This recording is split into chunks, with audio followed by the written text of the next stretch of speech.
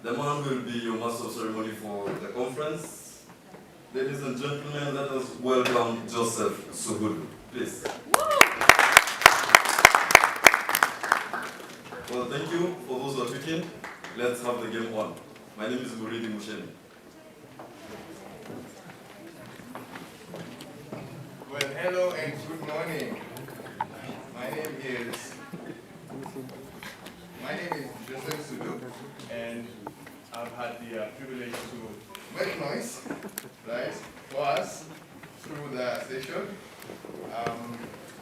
Yes, this is the International Engineering Students Conference 4.0, the fourth installation of the conference, 2021. I welcome you all. Feel free, if you're feeling comfortable, you should. We planned this for you. We were hoping you'd come in and you are right where you're supposed to be. Right, so the program,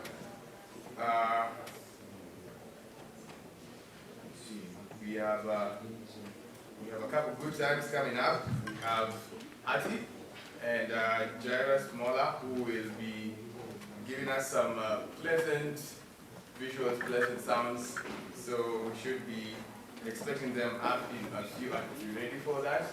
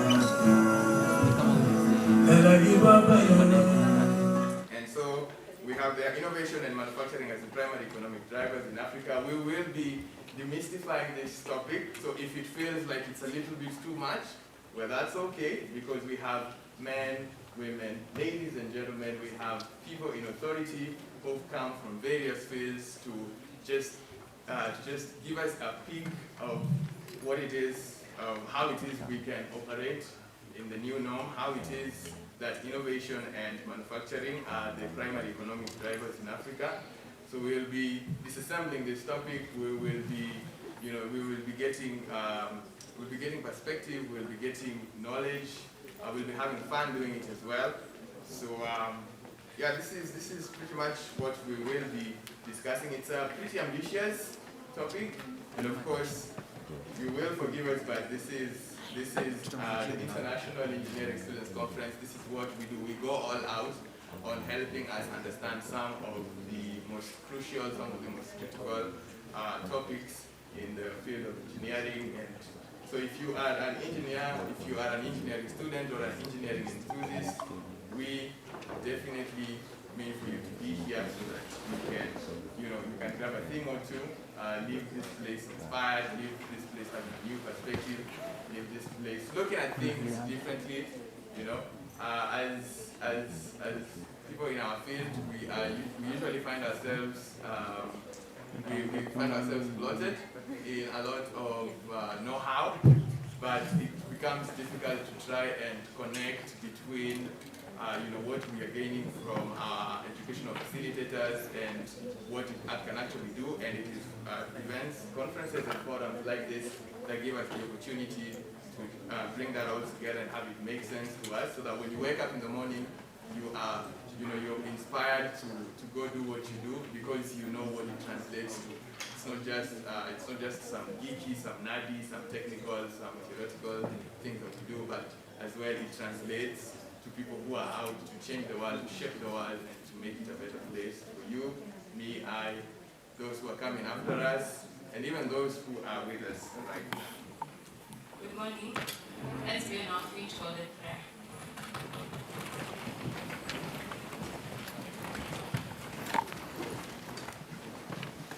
Let's pray. Heavenly Father, thank you for this morning. Thank you for being with each and every one of us, enabling us to be here for this conference. We pray, Lord, as we begin this conference, may you be with each and every one of us, oh Lord. Whatever we learn, oh God, may you grant us understanding, may you grant us the knowledge and wisdom to be able to apply it in everything that we do in our field and in our profession, oh Lord. Be with those who have joined us online. May you be with them also and protect them, oh Lord. Even as we are in this stage of COVID-19, may you protect us, oh Lord, even as we continue to protect ourselves from this virus. Be with us, oh Lord, and even thank you for the organizing committee that have brought this conference to fruition. Be with them, oh Lord. Thank you for their work and for their service, oh Lord. Be with each and every one of us, oh Lord. As we start, may you start with us. In Jesus' name we pray.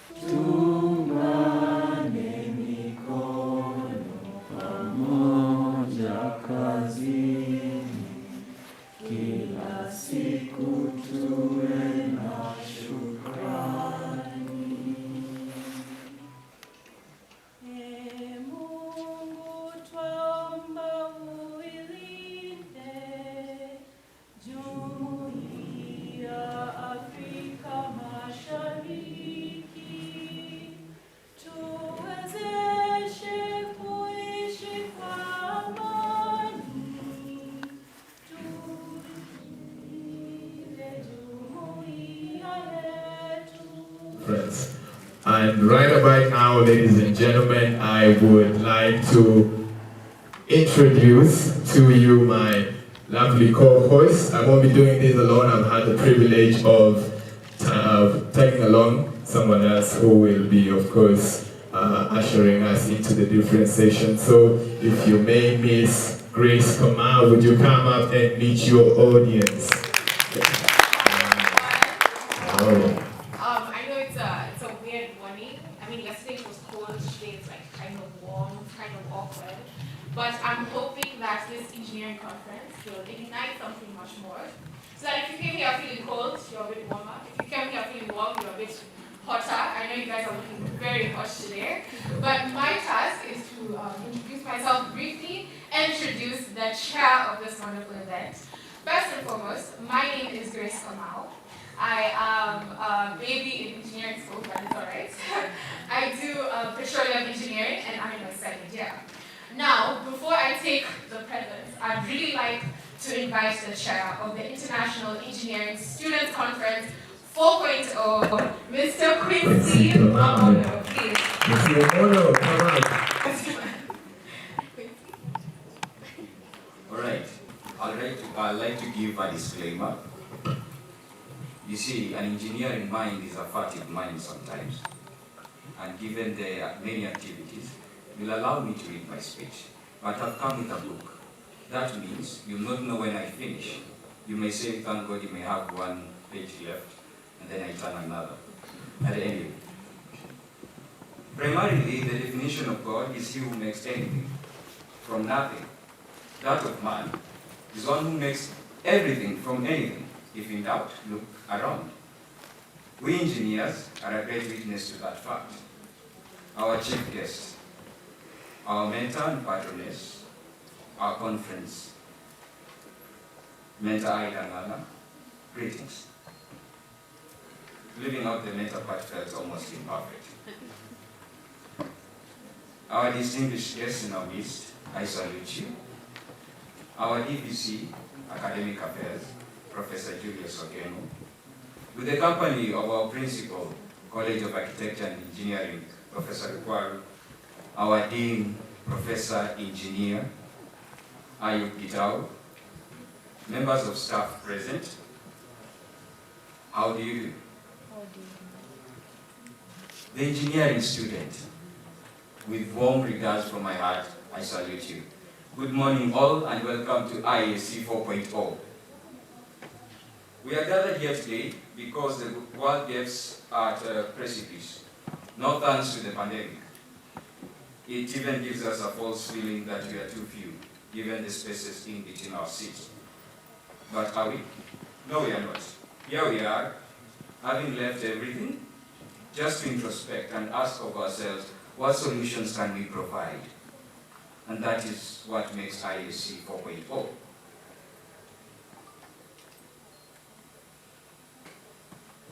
Mine today is to set the tone for a year to be experiencing synergy and collaboration of great minds, as gifted as they are rare. So, no, we'll not leave this place without having set our hearts, our minds and our wills on fire. So, not that point one has been passed successfully. Please take note. Time and time again, so we know, while running the risk of overemphasizing that Africa, Kenya included, is richly endowed. The diversity of flora and fauna, green and blue waters, rich soils and valuable minerals, great cultures and great minds, yet economic stability and sustainability have remained to be elusive concepts. Well, just to give examples, we have fewer homeowners every other year. Energy costs an arm and a leg. If you've driven to this place, you can bear me witness. We understand our climate regime, yet every year we are surprised that our brothers and sisters are dying of hunger and that our cattle are dying because of famine and drought. So, you are the engineers. So tell me, what are you going to do about it? That's point two. Being creme de la creme of any society puts across on any likewise individual. Well, don't look at me, I mean you. Yet we have not influenced society as much as is expected, some may argue.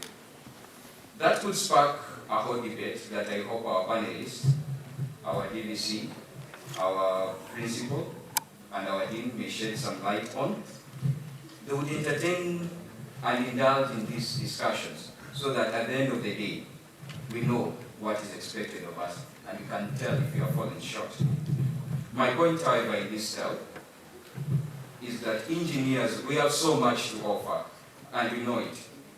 Another point for your notebook. If in doubt, I hope this conference be that safe haven, where we put down our heavy loads, pronto for that matter, and assume on the lighter and more noble cause of carrying the dreams of humanity on our heads, architects included. Well, they say civil engineers make their dreams come true because they are our nightmares. Anyway, I may be wrong about it being lighter, and I hope that I am. However, I'm sure, and I can bet on this, risk being in contempt of law, just as such, how noble, how satisfying it is to be part of the solution. Yet another fourth point. Cognizant of all these facts, here are some conclusions. 1. Engineers are very smart people. True? True? We are capable of innovation. We are capable of audacity. We are capable of bearing the torch. Let us say together after me. I am capable of innovation. I am capable of innovation. Come on, we need some energy. I am capable of innovation. I am capable of innovation. I am capable of audacity. I am capable of audacity. I am capable of bearing the torch. I am capable of bearing the torch. Natusitishwe. Natusitishwe. ISV should begin almost immediately. Thank you. Right about now, why don't we go right ahead and listen to our very own Isabella Oyoko. Let's appreciate her as she comes right out.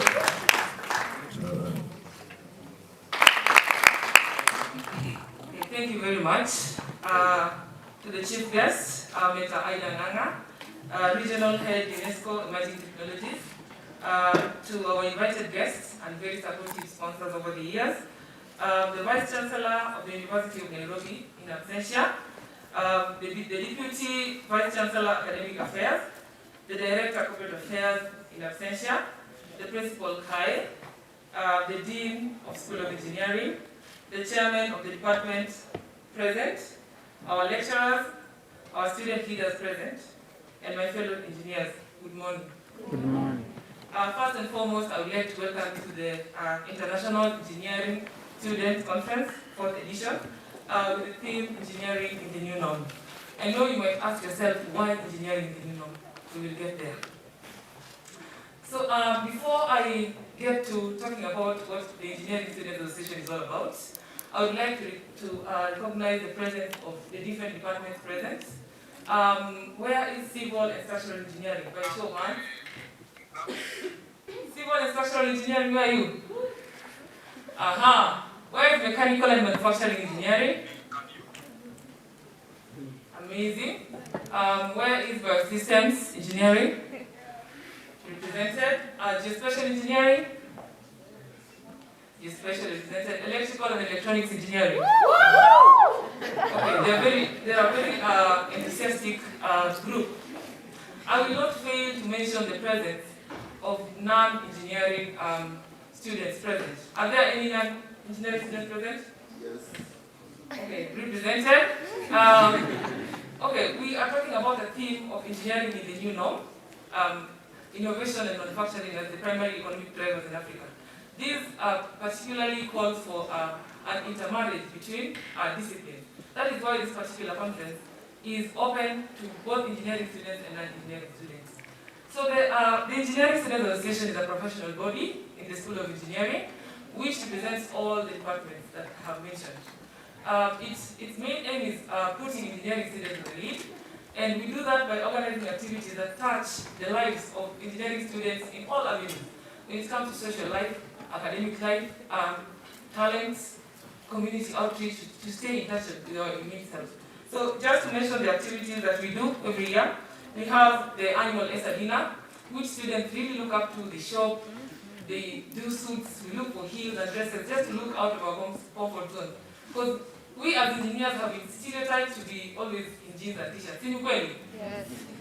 So this is one of those days when engineers really come out of their shells and show the world who they really are.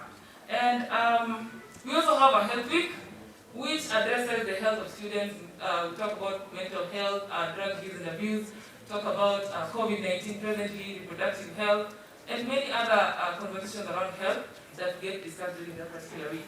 We have a tournament that just gets engineers time off the book We have industrial visits and career talks and academic trips, which are majorly meant to bridge the gap between academia and the students, the corporate world. We have community outreach activities. We visit children's homes, we do tree planting, we do cleanups, and we do mentor students from high school. Not only do we mentor students from high school, we ourselves get mentored in the corporate world. So most importantly, I would like to mention the pursuit of a launch of a new body called Engineers Without Borders, which supports community-driven development programs. It's basically a group of students with a common goal, identifying a certain gap in a community, and coming up with solutions, approaching corporates for support, and going to that particular community, camping there, whether locally or internationally, and providing a solution. That brings me to the last activity, which is the International Engineering Students Conference, which is actually the epitome of the academic development of our students. So the first IESC conference was held in March 2018, and it has since been an annual platform for our students to pitch their innovative solutions and ideas and interact with corporates in different levels. So IESC Point 4 is coming at a time when we are facing a lot of challenges as a country and as a whole world. And we have to appreciate the fact that COVID is kind of a global problem, and it's imetushika sote. So as we all know, invention, necessity is the mother of invention, and the current prevailing conditions have pushed us to come up with coping mechanisms, come up with how to create convenience as we minimize human interactions, we minimize physical presence to our workplaces. How do we create convenience around this? And with this, we are forced to embrace technology faster than we were previously as a country.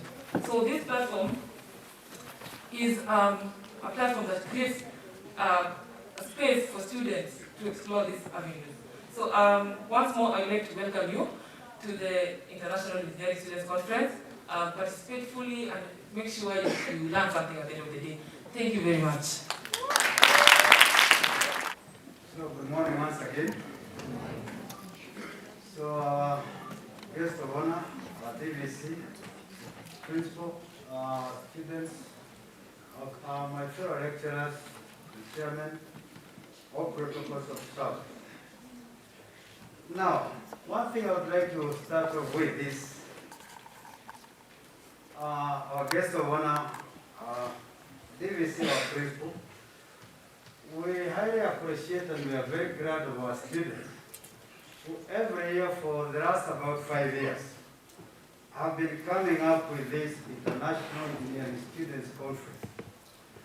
Ideally, every year they have a theme, and I've realized in every year the theme is very much related to the Sustainable Development Goals, our Vision 2030, and again our Big Four agenda.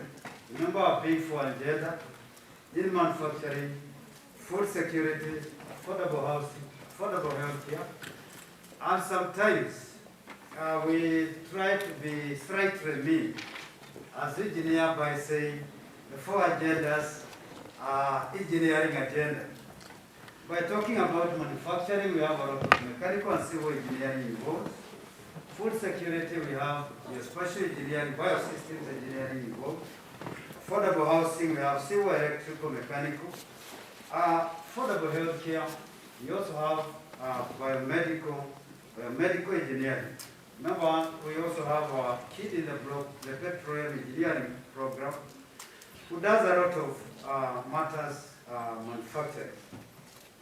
So our guest of honor, the University of Nairobi, as you may appreciate, is the leading institution in the country, in the region, and in Africa. We are about all the times about the top 10 positions. And I normally joke around with my students. I normally tell them, once you go for an interview, the panel is looking at you among other institutions. So the hardest questions, you are the ones to be asked, because you have to set the benchmark. So it is imperative for a student to appreciate that. You have to lead from the front. But I would say our guest of honor, our seniors at the university, our students in engineering have appreciated their cohesiveness, and again we would say matters on innovation. Most of them have come up with innovative ideas. They have come up with startups, some incubations. And once we've been trying to restructure them in the right direction so that they can benefit highly. We have our makerspace in the School of Engineering, we have the Fab Lab, and we have interaction at this point of undergraduate level. Furthermore, at postgraduate level, master's and PhD, that is where we have further interaction on matters research and again innovative ideas. So now the question, and again, Isabella is there? Isabella, where is your team? Can your team stand up? The team of the ESA team, before we proceed. So again, our guest of honor, our seniors at the university, I would say this team, the Engineering Student Association, have been very active. There you can sit down, please. Clap for them, please. They have been very active. And the good thing I like about them, like now that group, for the next year after Isabella leaves the university to the industry, the leadership again comes from there, and then they have a bigger group. In the Hillary team, you are the Secretary General. You are the Secretary General. So there is that continuity, there is that cohesiveness. So then, I find we have said a very good thing. Engineers, we don't talk too much. Yeah? But we are used to doing it physically. But remember, there is one problem we have as engineers. The back of the engineers tends to be too much egocentric. Yeah? Inward looking. You will come up with very good products, but then the sociologist, another specialist will come up and brand it, make it for the market. The question is, how much do you benefit from the initial product? Of importance, Isabella and team never gave me any note, but the only question they asked me to do is how is the university, how is the school supporting innovativeness within the students and engineering projects. One thing, it's good that our DVC is here, AA. He has driven us through the Vice Chancellor on a very intensive process of curriculum review. And it is a very big process, starting from the department, the school, it goes, the principal will look at it, it goes to quality assurance, it goes to the Dean's Committee before the Senate can approve that this document is working. So that is a process we are doing for all the programs. And I would say we have done about every program. Because even the Senate have approved about 3 of our programs. What is all about this curriculum review? Our seniors and let's say our team in the school, we are asking ourselves, how do we look at the situation that we are in? When I was in undergraduates, not many years ago, but definitely over 30 years ago, that time the way we did things is not the way you guys are doing things. These issues of technology and innovations, these things were not there as such. That's why you realize during our time, most of us went abroad to study because you couldn't even access a library, you couldn't access the state of the art by then technology. So ideally today the world is a global village, and most of this you can easily achieve it. So we are looking. The university top management even sent a team from the School of Engineering to France, to UK. We had things going 2019 and even last year to look at benchmarking, looking at what are the others doing. And what is coming out clearly is engineering students must, apart from your hardcore the technical bit. You have also to learn the soft skills. And the soft skills comes even on matters entrepreneurship. Once you have come up with that innovation, what next? Because I know most of us engineers, we shall be very excited. Our product is working, it is very good. But then the issue of marketability, the issue of the economics, the social acceptance, then it reaches a point and then it is lacking. So ideally, you also learning about project management, entrepreneurship, most issues to do with business, coming up with some business model becomes very important. So that's why you talk about startups, makeups, yeah? That incubation where you're incubating your ideas, then you can innovate it, develop prototypes for the market. So the university, through the department, is working very hard on that, and very, very soon we shall see that your programs are starting to change slightly. The same university, fine, for this, let me talk about the University of Nairobi. I hope we have, they have been inviting students from East Africa. I know there is Kiambogo from Uganda, which have been coming every year. And other, the local universities always have been represented. The university is developing what we call the Engineering Science Complex, and they have even given that honor to our principal, Professor Robert Okwaro, to be chairing the processes. More could be, he'll talk about it briefly, but the whole idea of this engineering complex, it is just like you have just said, innovativeness, helping the students to have some space, helping the students to interact with the industry. Remember, the institution industrial interaction is very important for us. So that once you go for attachment, you find us, you go for internship, you are interacting freely. We are also discussing, although my principal will talk about it to some better depth, can we create spaces for industry? We have Toyota, we have Davis and Shetty, we have some of our own ministers. Can we create space whereby there is some innovation taking place, and our students, undergraduate and postgraduate, are directly involved in making such products? Yeah? So that by the end of the day, we bring the industry near to us.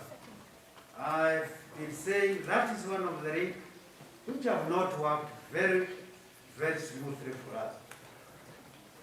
We have restructured our internship, our attachment, such that very soon you will have very structured internship, supervised internship, and also examiner, because that is the link between us and the industry. It helps you in job placement. So again, as I close, the guest of honor, my senior in the university, I would like to say we are grateful for what the students are doing, and as a school, we are highly supporting them. Yeah? Hopefully, you can support that. Yeah? We give you the support, could be morally, technically, and any further assistance you need. So let me stop there. I know you have a busy program, and I would like to invite our principal, Professor Robert Okwaro, to tell us something. Thanks a lot.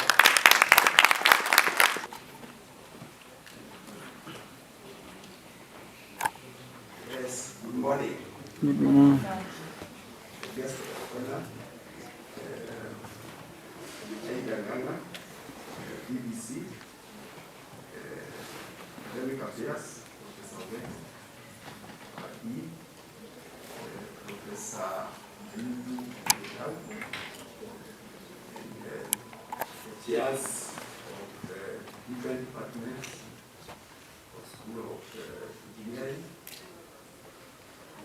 I started, and also the students. I think I was comparing the key people here, who are the students. I just stand in front of you just to appreciate the effort that you are making when we're at the university and actually creating a great experience of what is it that we are making you to be. We are very much aware we have trained you in different disciplines, and you are coming actually to show your progress and demonstrating it in front of us, what you have learned, and what you have been able to conceptualize, and what you are able to really demonstrate you are.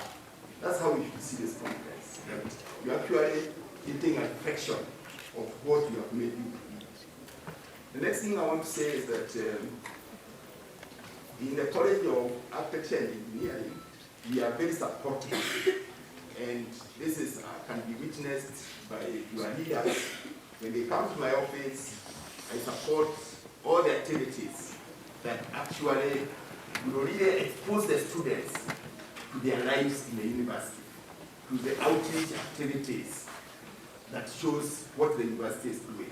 So that is something, as management, we have ensured to support. What is it that you want to demonstrate you are able to do out there?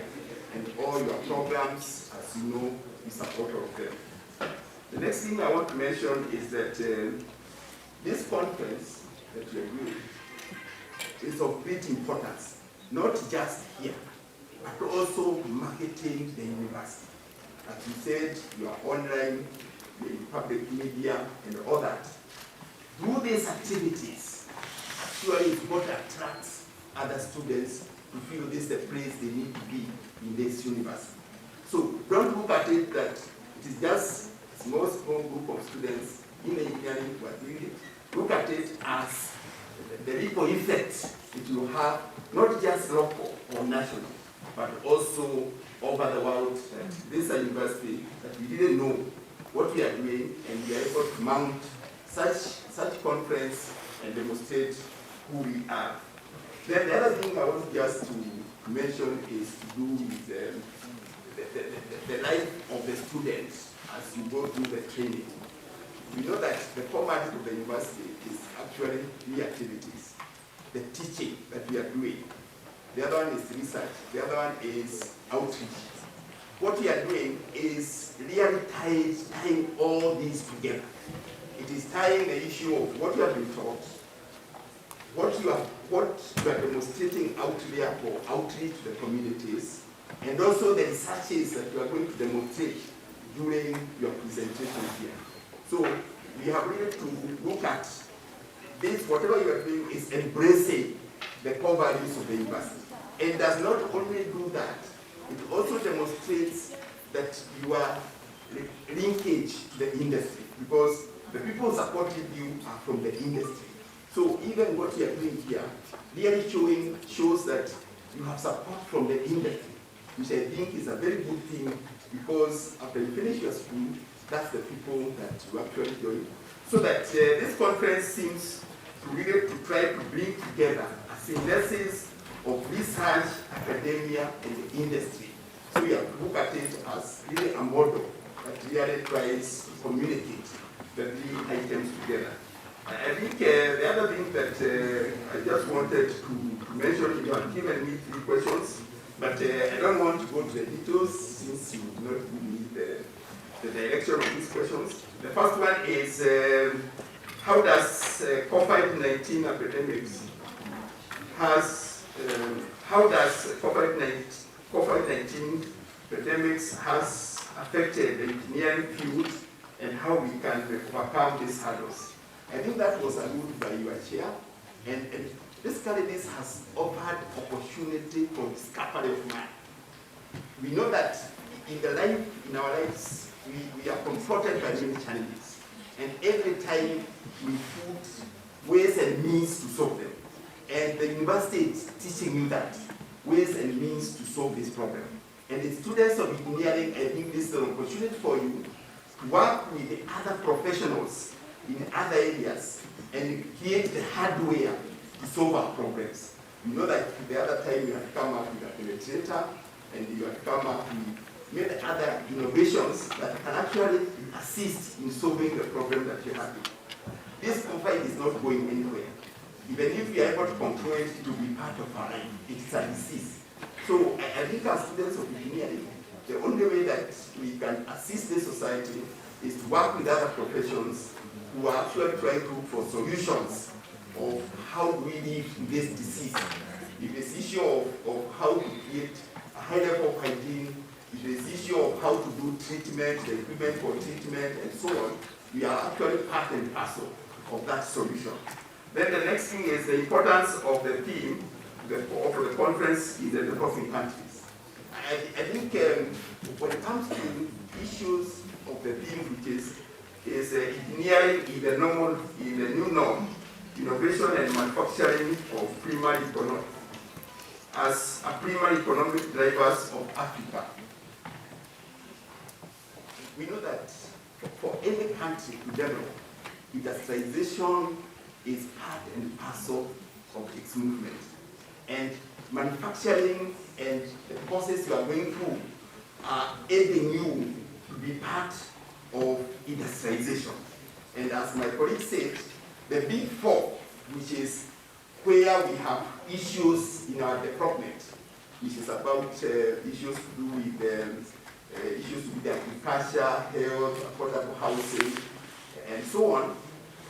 It's actually domiciled within the training, all these things. So what we expect is that the conference theme about manufacturing and about innovation, it really lies to solving our problems which are local, and a local solution is a universal solution, as we know today's technology, in terms of disseminating information. So if you're able to solve our problem here, we have actually solved the problem in Africa, and we have solved the problem in other parts of the world. And finally, to encourage students, the other one is address the issue of how to encourage students to come up with innovative ideas and businesses. I think the dean has really exaggerated on that, about creating an environment for you to be innovative, where we have actually encouraged the students to have startup incubations and so on, and make-ups. So we are really saying that the University of Nairobi offers you the opportunity to be creative, an opportunity to be what you want to be in future, and what you want to demonstrate that in terms of your intellect, that this is what it is that can help the society that I can do. So I'm just seeing that in terms of innovation, it is really creating an environment for us. And then we really assist you, may it be by padding or by certain structured way of how this innovation can be developed through incubations and startup and so on. And that one, the university is very keen to actually do the best that we are able. And I think finally, just to encourage you to continue this process that you have been engaging in, and always to come for support in all forms from the university, as long as whatever you are doing adds value for this institution. We are always ready to meet your goal and your intentions in that time, as long as it also aligns with the university policy and so forth. Otherwise, I'll stop there, and I'll invite now our DVC, Academic Affairs, to come and address you as he invites the guest of honor. Thank you.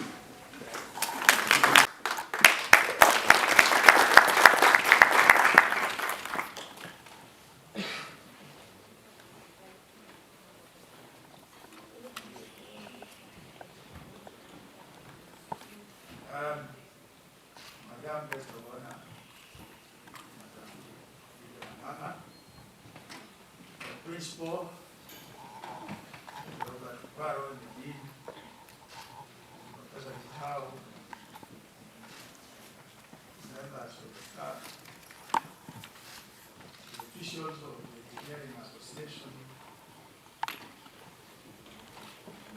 all participants, distinguished guests, ladies and gentlemen, greetings.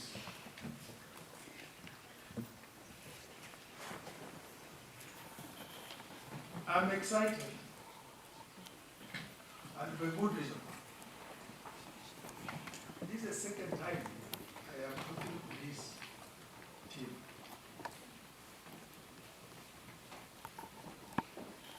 I am excited because the students are taking charge.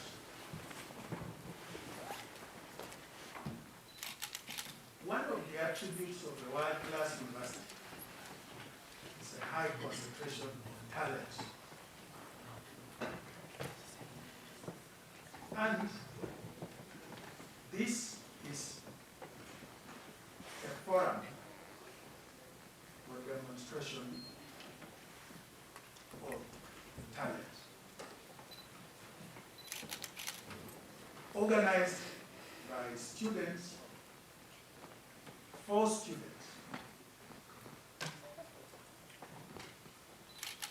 So I applaud all of you, students, you are teachers. The second reason I'm excited is that the university puts very high premium on collaborations and linkages.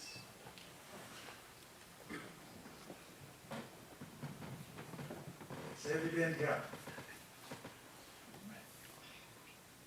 And so I applaud you for that as well. The university vision of world-classness is committed to scholarly excellence. And this scholarly excellence has to be nurtured, demonstrated, and proven to be of value. And such fora provide the opportunity for just that. The philosophy is to inspire and give hope to the society. And what you are doing is offering hope and inspiring. I am inspired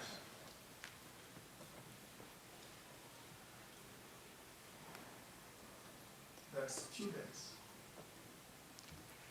can on their own come up with such noble ideas. I have hope that Robert Tukwaro, the principal, and myself joined the university in 1983. It was a very different environment.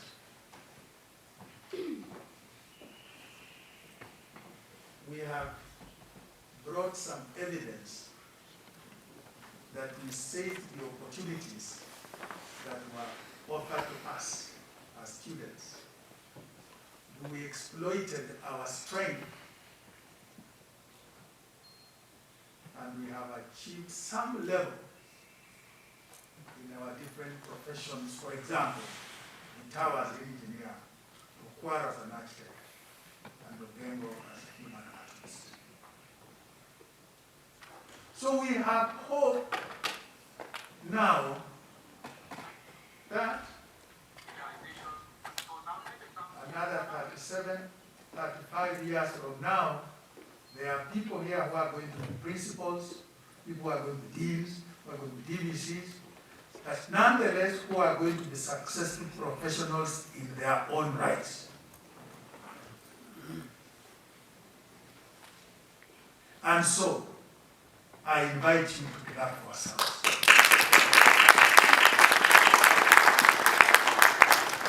Ladies and gentlemen, I bring the apologies and very warm regards of the Vice Chancellor, Professor Kiama, who would have liked to be here to share this excitement.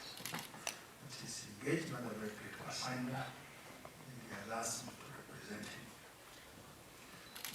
So I will make then remarks in my own capacity as the Deputy Vice Chancellor in charge of academic affairs. On the 5th, now that I've told you I'm excited,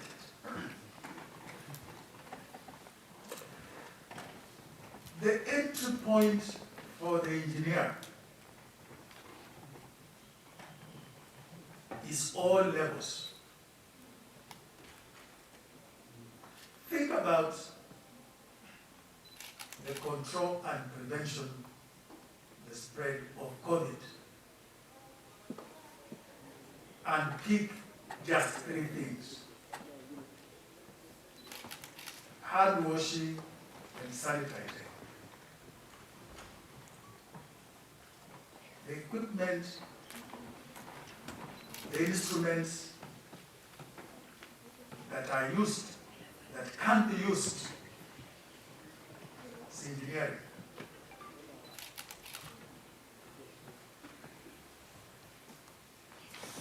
Think about the physical devices that disseminate lesser waves, even before you come to these sanitizers. The dispensing of water, non-touch, and so on.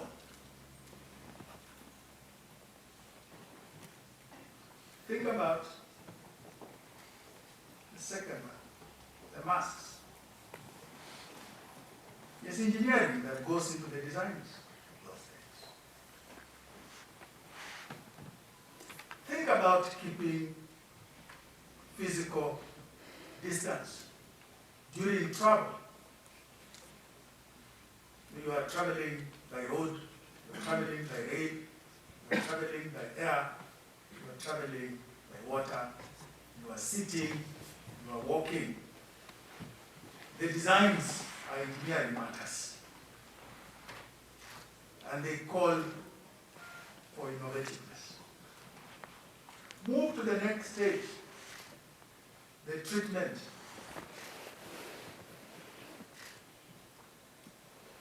The delivery of supplementary oxygen, for example. The ventilators.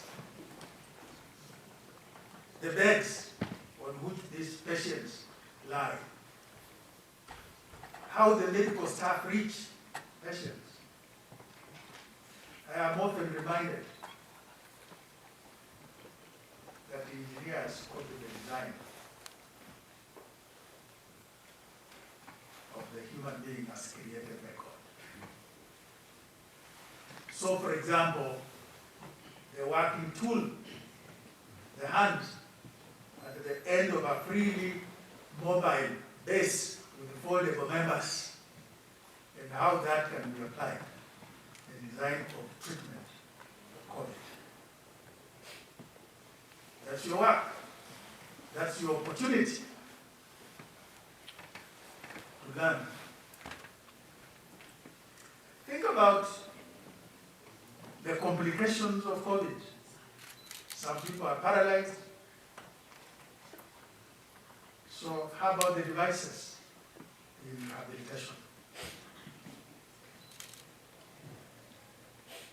So engineering, from the beginning,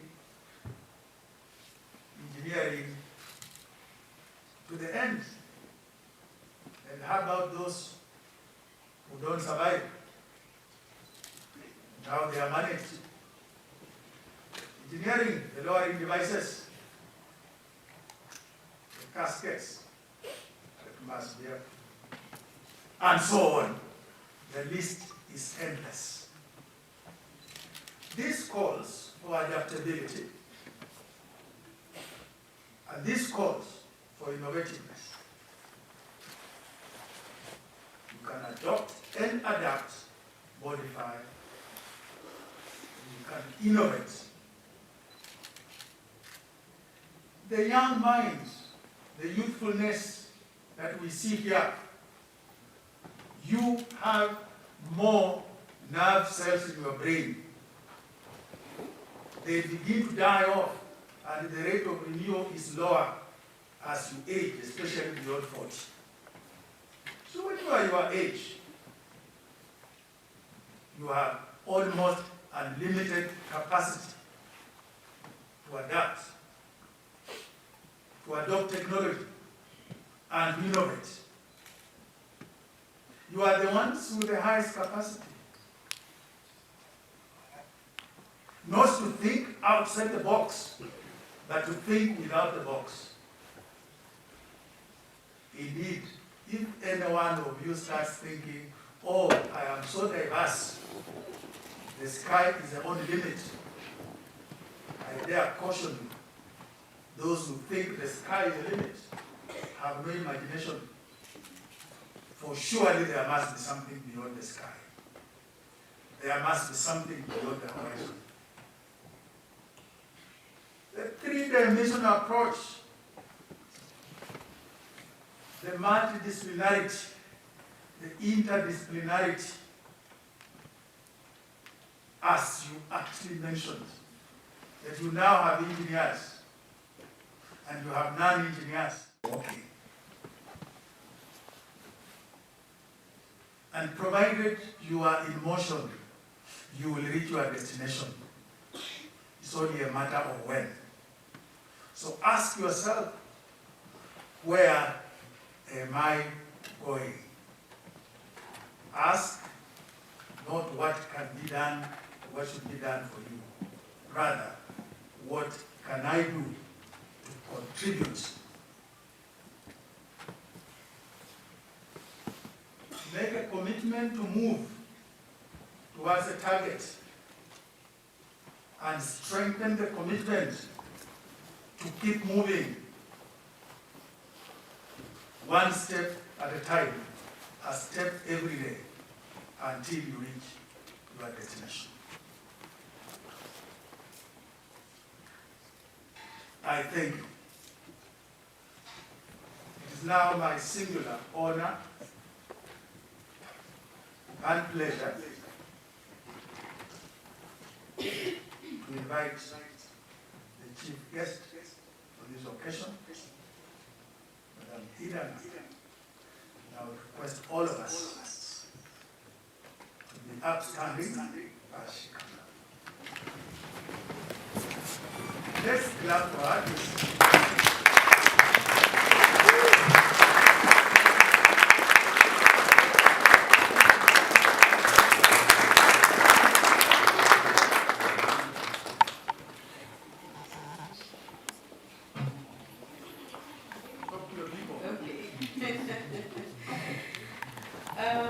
Thank you so much for that wonderful welcome. I really would not have expected it to be done better, but the DVC has taken it to another level. The warmth and even the authenticity of that welcome was just incredible. I just thank you so much, DVC. And thank you, of course, to all my fellow speakers, as well as honorable guests, because it does not take one person to deliver a message, it takes a team. It would actually be better if we said village, but for the sake of this conference, we came as a team. Even the principal, as the dean and the DVC, we are the four of us, but the job is not for the faint-hearted. The messages that I had from the very beginning were in sync with what we want to achieve for you and the kind of calling that we want to put into your future. So I really thank you and God bless you. As you already know, my name is Aida. Maybe I should give you a bit of my background because, you know, it might encourage you.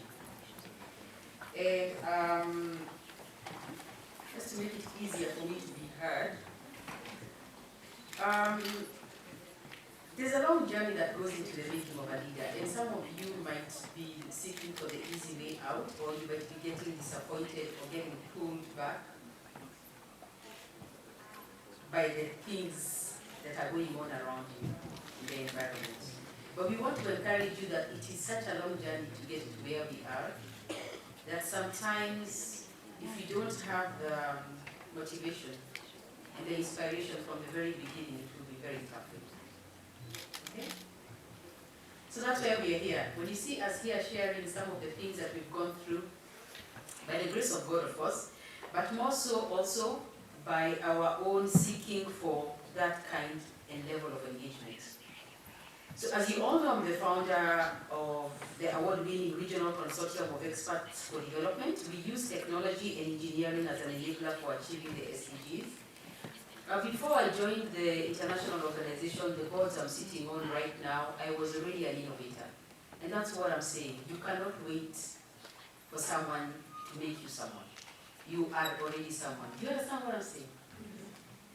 You make yourself someone first. If you are founder of nothing right now, can you become founder of something by tomorrow? Can I challenge you? How can you be founder of nothing? Don't you have ideas? I'm sure you have a million ideas, isn't it? Where are these ideas going after you wake up? They drain off, where do they go? This is what I'm saying. You have to capture these things. They are gems, they are nuggets.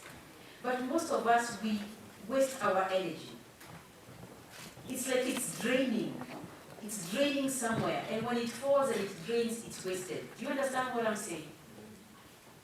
You need to take it so seriously that some of those ideas that you come up with are not by chance.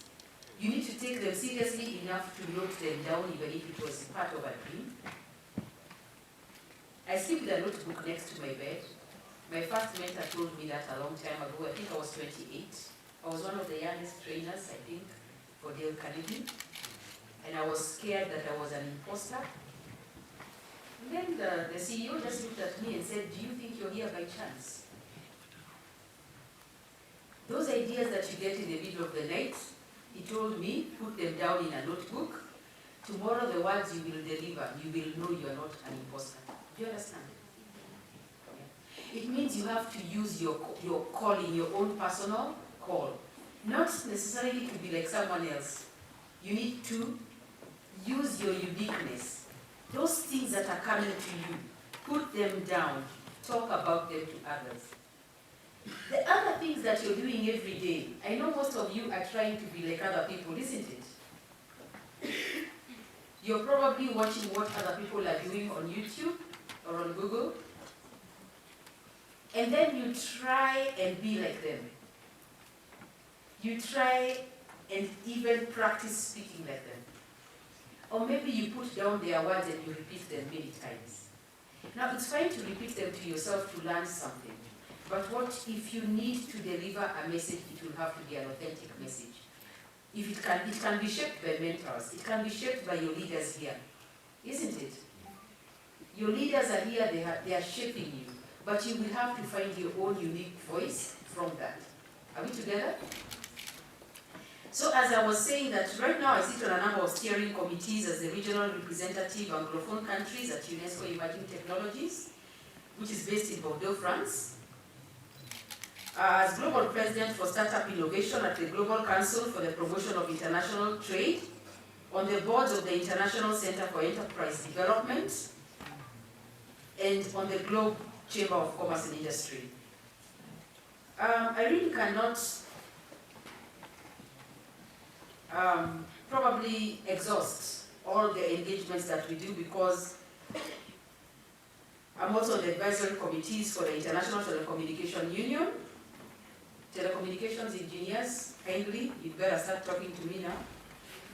We have a digital innovation framework. It was actually one of the premier case studies was done in Kenya 5 years ago. So Kenya is very important. We have, of course, ICANN's Africa strategy. We have Communications Authority, Online Safety and Security. We have the Global Peace Foundation's Deep Innovation Hubs with Manu Chandari as our chair. All this is a culmination of a long history. And many people don't, until they see me, they don't believe I'm this small. I think they think that I'm a big person. So when they meet me for the first time, I can see it in people's eyes. They're like, I don't think you're the person who we expected. But you see, I'm small, I'll always be small. Maybe even when I'm in my 90s. So I'm not going to change my body to suit other people's ideas of what a big person is. Also, I'm youthful looking, so I thank God for that, but sometimes it works against you when you're in the boardroom when you look young. But I'm not really that young, but I won't tell you my age because a woman must keep some of these things to herself. But we thank God that we are able to maintain, of course, such youthful looks because it's mainly also for those who are in biosystems and engineering and such things, it's also by the things that you put in your body, isn't it?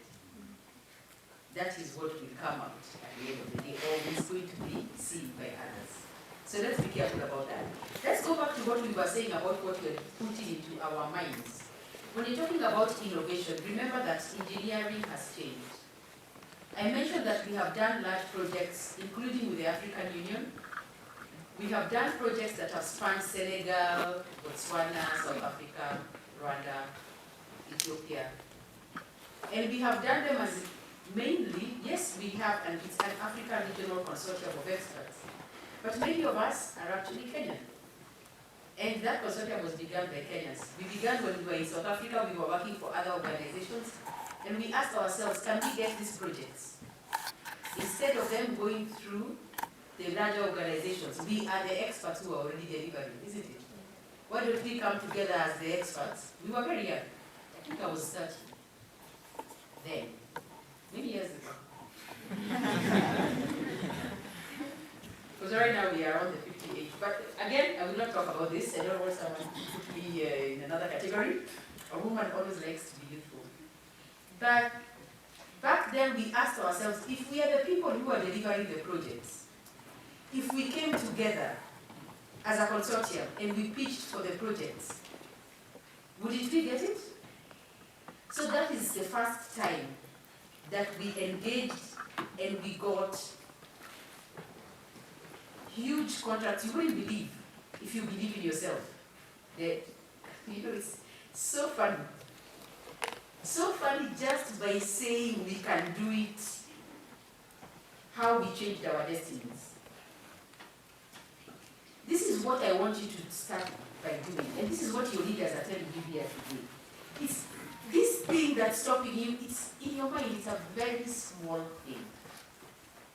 When we came together, we said, we are already the ones who are delivering the continent-wide projects for our different organizations. We are the people who are implementing.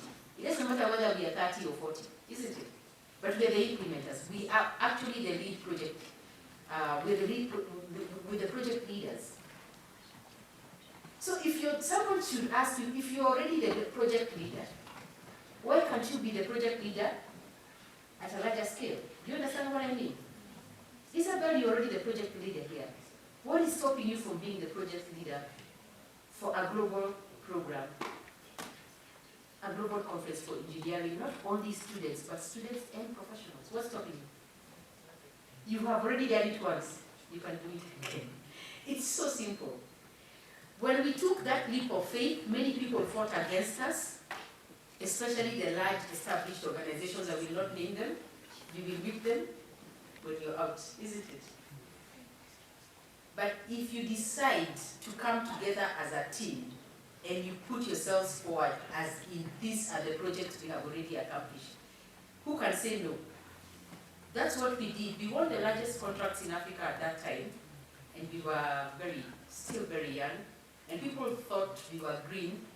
But when we said, the projects you have been seeing running in Africa, do you know who are the project leaders? Who? See, it's you and me. Yes. So do you see how you beat the argument? When someone says you cannot do it, you say, I have been doing it all along. You just don't know my name. You don't know my name. You don't know my name because there are bigger names which were presented before me. So I hope that gives you hope and inspiration, does it? Yes. You start now. And then you have to blow your trumpet. No one will blow it for you. If you're not blowing it, who outside there do you expect to come and blow it for yourself, for you?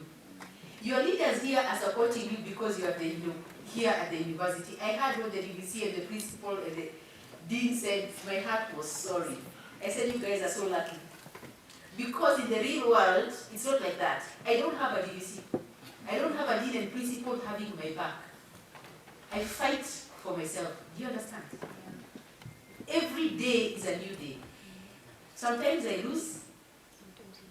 I've lost so many battles, you wouldn't believe. I've cried so many tears. But then for me, every day is a new day. So if whatever I lost yesterday is not relevant today, it's not. it means there's something else I should be pursuing, and I had better start looking for it. The movement has to be very fast so that you do not get depressed, which is your worst enemy of talent. DVC said this is a place where there's concentration of talent. The biggest enemy of talent are those things which are stress, depression, and your own battlefield of the mind. Are we together? Yeah.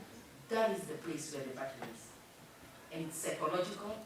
It is not about the hard skills that you have already gained from these wonderful, wonderful leaders who not only have the leadership skills, they have the actual know-how which they have imparted to you. But can they help you with psychological warfare? You can't. They have done their best. They're telling you they have your back. The other, you will have to reach out to them and tell them what exactly you're battling, so that they can help you, because that game, they know it. So finally, let us just thank the whole team for putting this beautiful conference together. I've been on international stages, most recently Korea, speaking on innovation actually. Thank you. Yeah, invited by the same government of Korea. It means this talent you have here, there are other people who already know what you have.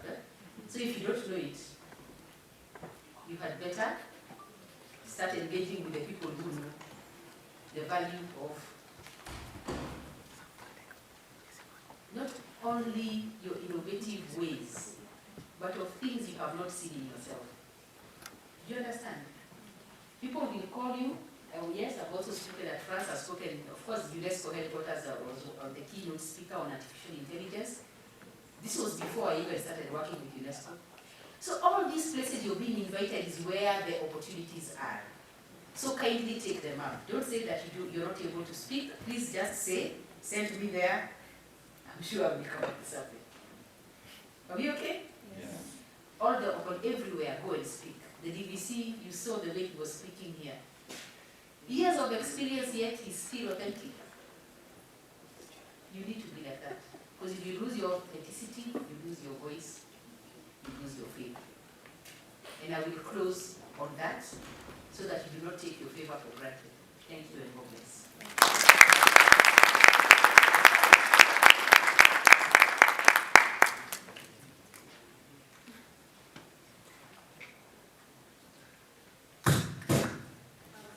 Thank you very much, Ms. Ida Ngana.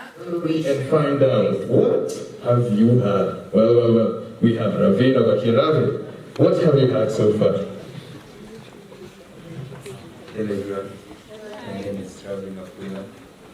So far, I've been inspired by what Ida Ngana has just told us, and it's a challenge to us all to also whatever she said concerning the challenges we face and the enemies of our innovativeness.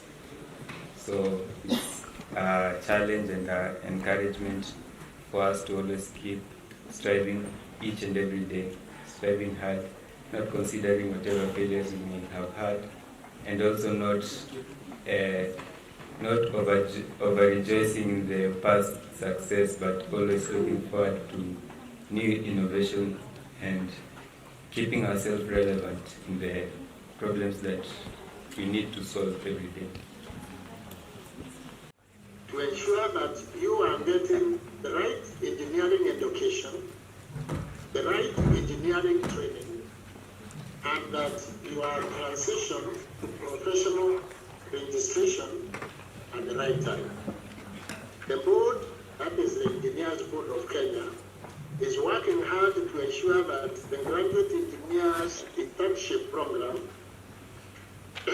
is well funded and rolled across all engineering sectors in Kenya. This will enable the young engineers to get the hands-on training you need to become professional engineers. So far, the board has rolled out the internship program in the following sectors: roads, building and environment, water, agriculture, biosystems. The young engineers attached to these sectors are effectively contributing to Kenya's economy as they go about their training.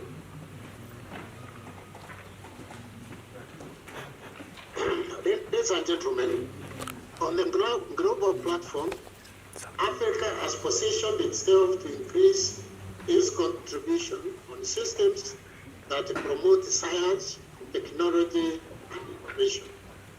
In line with the science, technology, and innovation strategy for Africa, that is TISA 2024, the Africa Union Agenda 2063, and the Sustainable Development Goals, you need to familiarize with all these policy initiatives as the board is taking steps to ensure that Kenya is not left behind. You are the right group of young Africans required to formulate solutions that seek to answer the unpredictable future and the future we all desire to have. I'm also happy that I'm engaging you as the chairman of Engineers Board of Kenya, an institution that is critical to your development and your growth towards future innovators the world will look up to. Enjoy your creativity. The future for you is bright. Do not give up. Keep pressing on, and in a few years, you will be reaping the fruits of your hard work. Thank you, and God bless you richly.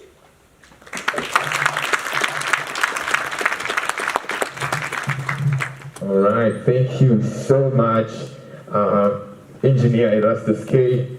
Mwangera. That's Chairman for Engineers Board of Kenya. While we have ASA doing everything it possibly can here on our home ground, EBK and similar professional bodies are out there championing for engineers as well. Please. Right. Thank you. If this mic is anyway, we move on regardless. We would like to now have our photo session because we understand that our guests of honor really have to go on to their next activities for the day. Can I please ask the ESSA officials?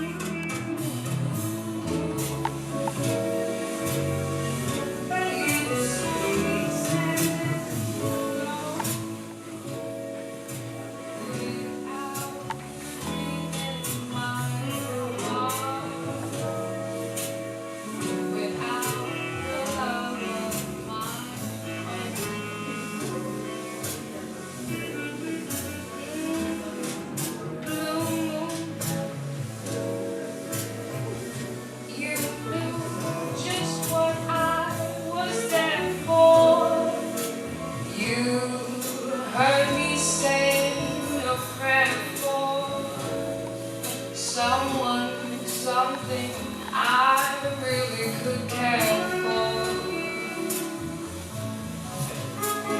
and then there suddenly appeared before me the only one my arms will ever hold. I heard someone say, adore me. Suddenly the moon had turned to gold. Blue moon. Now unapita kama umejishuku unapita kama umejishuku Anita unaweza pitia unaweza pita tutakata.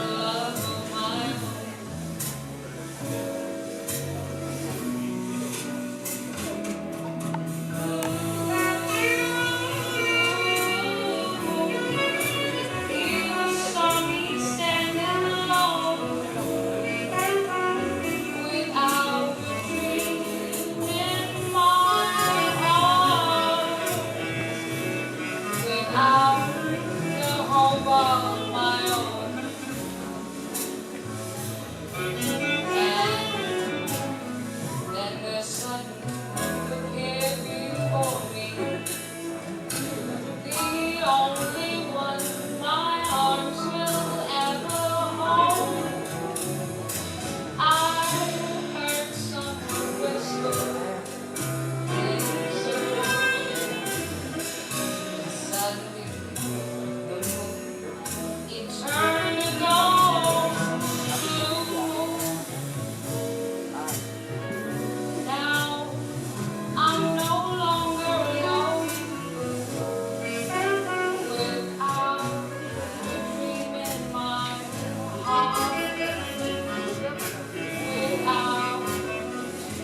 love of my own. Without your home, without your love, without your love of my own. Thank you. With a round of applause, Madam Ida Nana.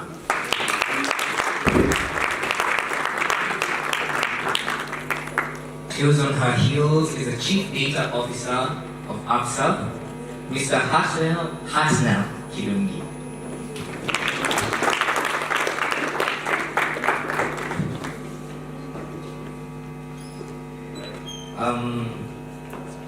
Right after him comes Mr.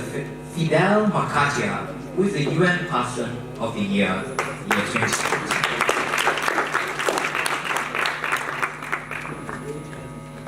And just after Mr. Fidel makes his way to the stage, will be followed by Mr. Benson Ojwang, a lecturer from the Electrical Department of the University of Nairobi. Finally, we will have Miss Grace Kani, a fifth-year electrical engineering student at the University of Nairobi. And is Miss Miriam around? Please make it to the stage. Thank you.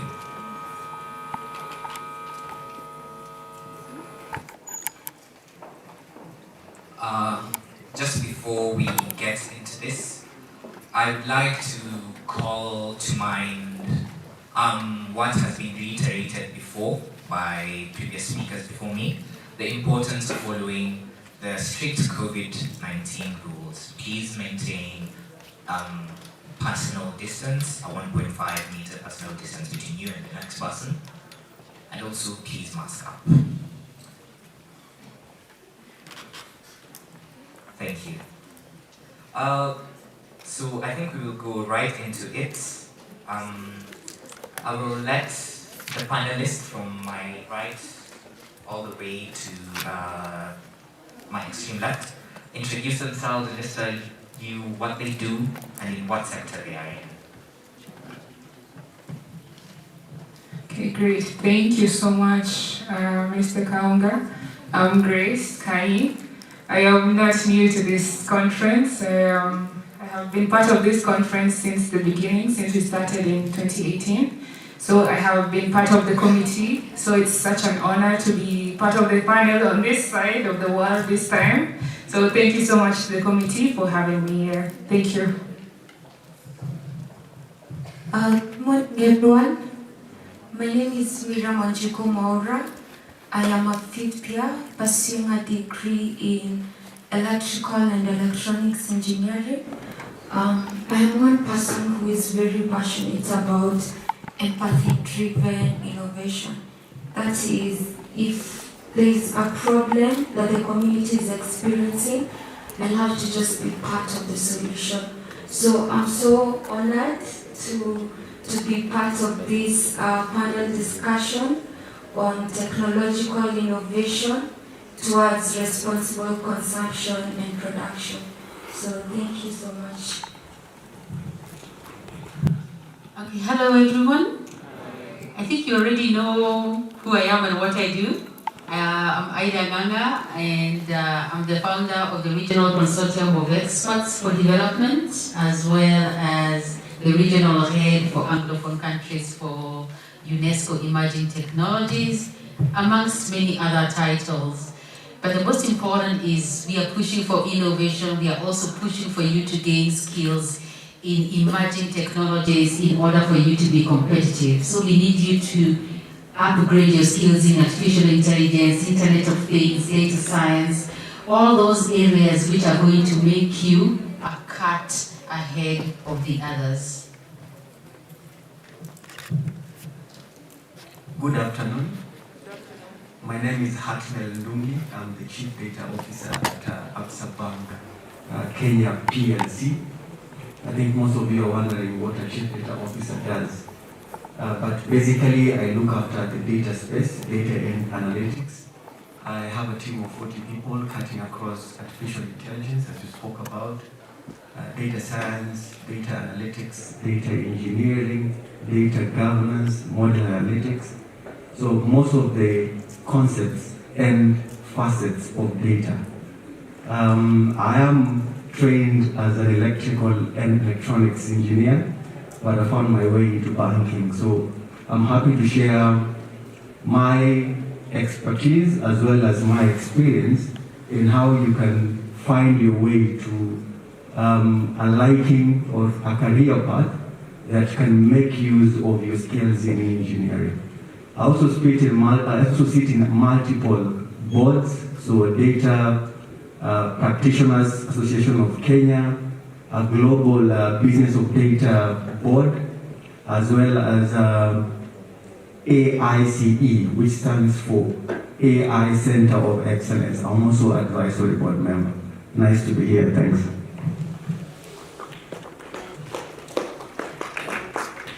Good morning. My name is Fidel Makatia, Head of State Commendation 2020. I'm also the UN Person of the Year 2020. I'm also the lead inventor of the T-Government ventilator, the first ever African development design ventilator here. I studied electrical engineering in campus. I haven't graduated yet, so graduating in July. I'm also the IEEE Kenya Section Student Representative, and I'm also the founder and CEO of Afex Limited, a tech company that deals with the other part, say AI, big data, data analytics, blockchain, IoT, all those fourth industrial revolution technologies.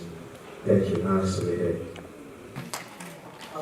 First and foremost, I would like to extend my message of condolences to the people of Tanzania for losing African icon.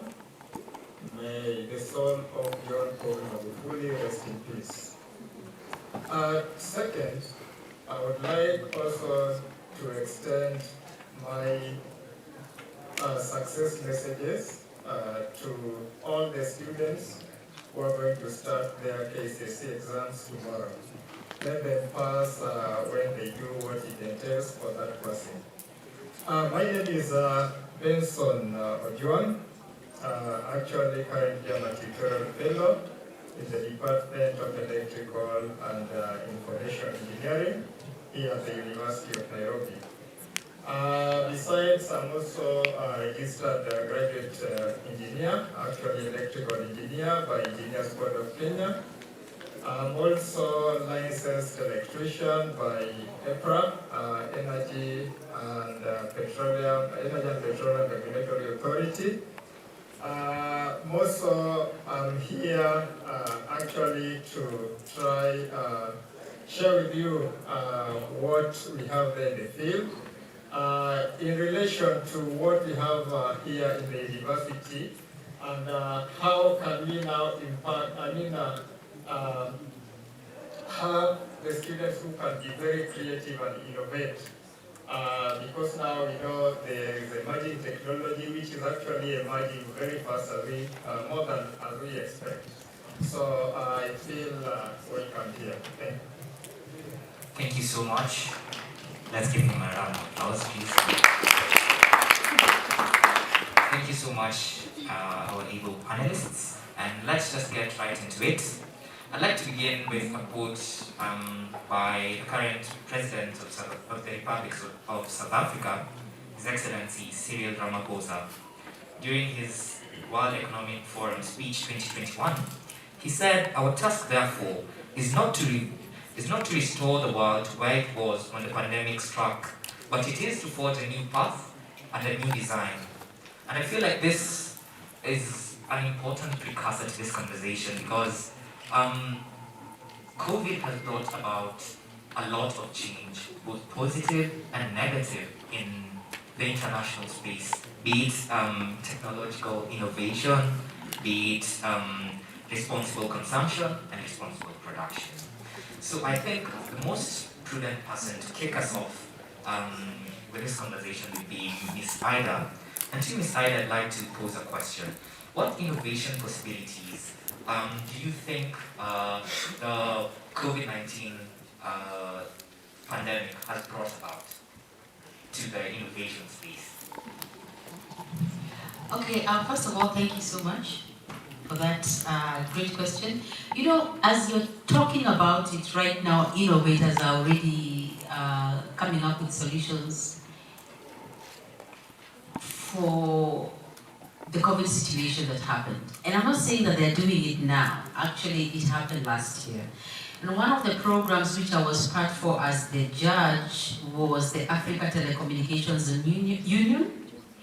There was the African Innovation Challenge, and we had participants from across Africa, all the member countries that belong to the African Union and the Africa Telecommunications Union. And the innovations, I'm talking about young people like you and me, the innovations they came up with were amazing. It means the best person to innovate is the one who is on the ground, the one who is able to connect with the problem, the one who understands how it feels. Someone talked about empathy being a key driver of coming up with what some of the best solutions. So for me, I would urge you, you know, I mean, the answer is in your hands. You can innovate around anything. COVID is something which comes with a lot of byproducts. Byproducts, I mean by problems. Innovate for those by problems. You don't have to innovate for help. Innovate for the gap created due to the COVID pandemic. And that kind of thinking is the one you will use all your life. Innovate. You don't have to innovate around a big problem. Innovate around the problems coming up as a cause of that problem. You probably have a higher chance of creating a niche for yourself. Here we have a great innovator who came up with the tip event. So we are not talking about things that are out in the stratosphere. We're talking about us. We are the ones with the solutions. I have a solution, but I won't talk about it because I'm supposed to be encouraging others. But you better be sure I'm always innovating. Always. It's a tech solution, but you do not need to have a tech or engineering solution. It can even be one for social impact. Thank you, Madam Ida. I think I should throw the ball to Mr. Hartnell from ABSA. Correct me if I'm wrong, sir, but one of ABSA's mission statements is bringing possibility to life. True. And Madam Ida has talked about creating a niche for yourself, creating a gap, or creating a space in which you can feel, or you should feel. She in the morning talked about being your own innovator, innovating something. No one can stand up and say, I'm an innovator of nothing, I'm an inventor of nothing. So what are your sentiments towards that? And what, I don't want to call it aid, but for lack of a better word, what aid can we look for in the corporate world when it comes to innovation and inventive ideas? So I'd like to answer your question by focusing on one word, and the word is disruption. I think if you look at the history of financial services and banking, banks have been there for time immemorial. You always had a bank doing the normal deposits and lending of money to customers, but over time, the customers have changed. If you look at the fourth industrial revolution, the advent of microchips, transistors, data, all these emerging technologies are actually pushing for disruption. And one of the industries that is actually properly disrupted is the financial services.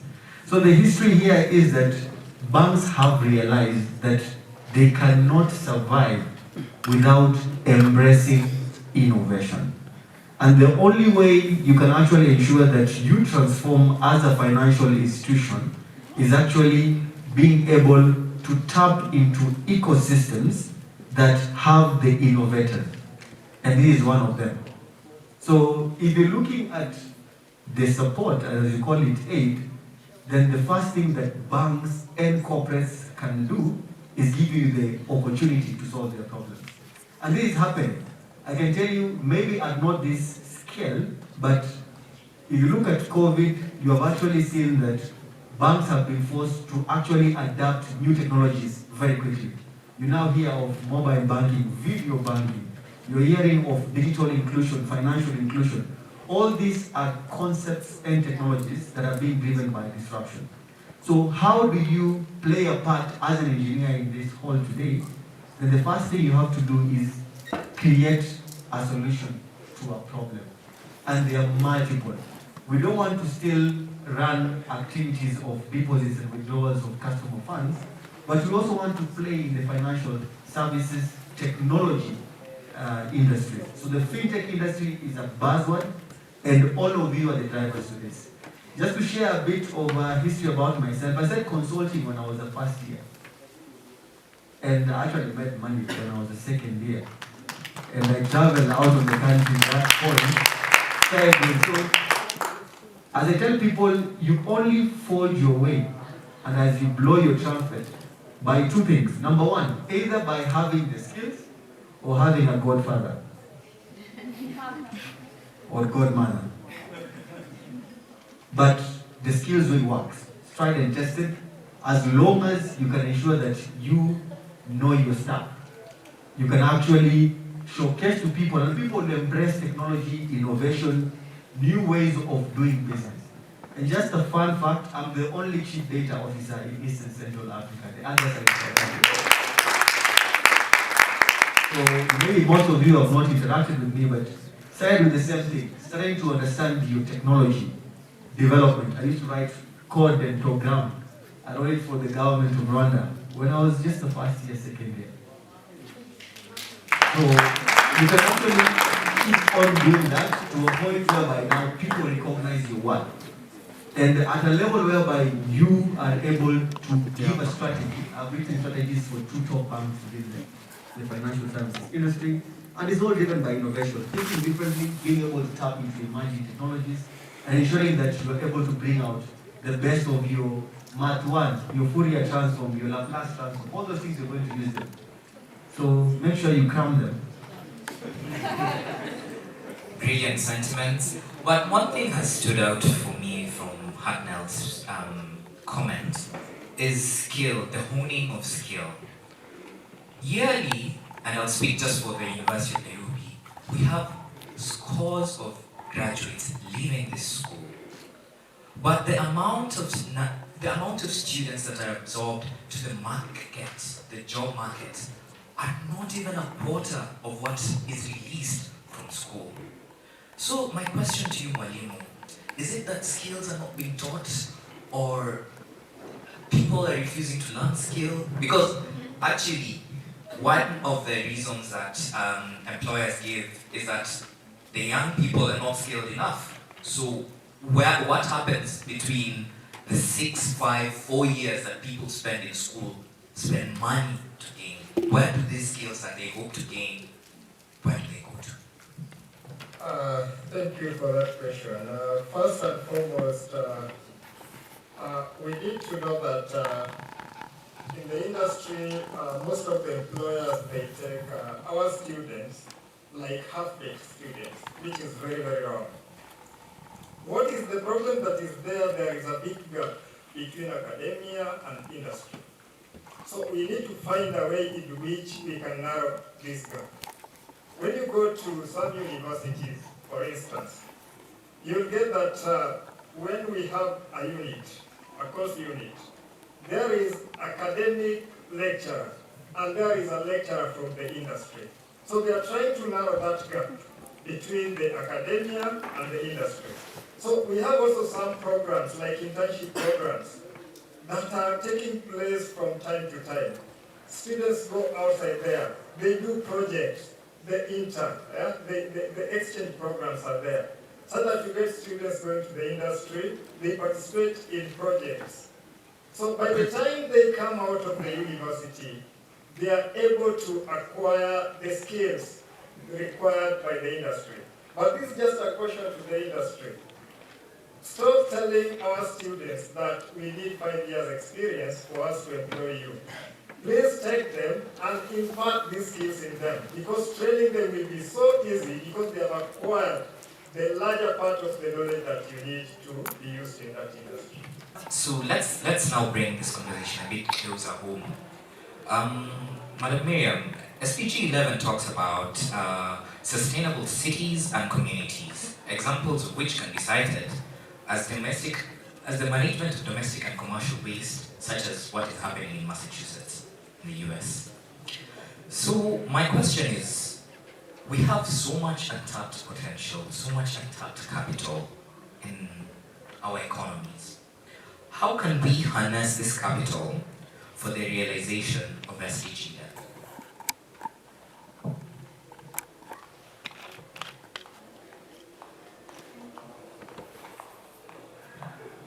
Thank you very much. I think as it's all been said right here, the students, we are the people that can actually make the changes we need, you know? Because I personally feel like the people who have already gone into the industry have sort of specialized in a certain way, you know? So their thinking is sort of limited. But when you come to the students, we are like just hungry for innovation. I would like to say that for us, just like my panelists here have said, it's about looking at the opportunities that are available. Don't look at the other side, like, oh, there's sewages everywhere, oh, there's this. But what is there? What is there? Like Kaunga has mentioned, there is in Mara. Is it Mara?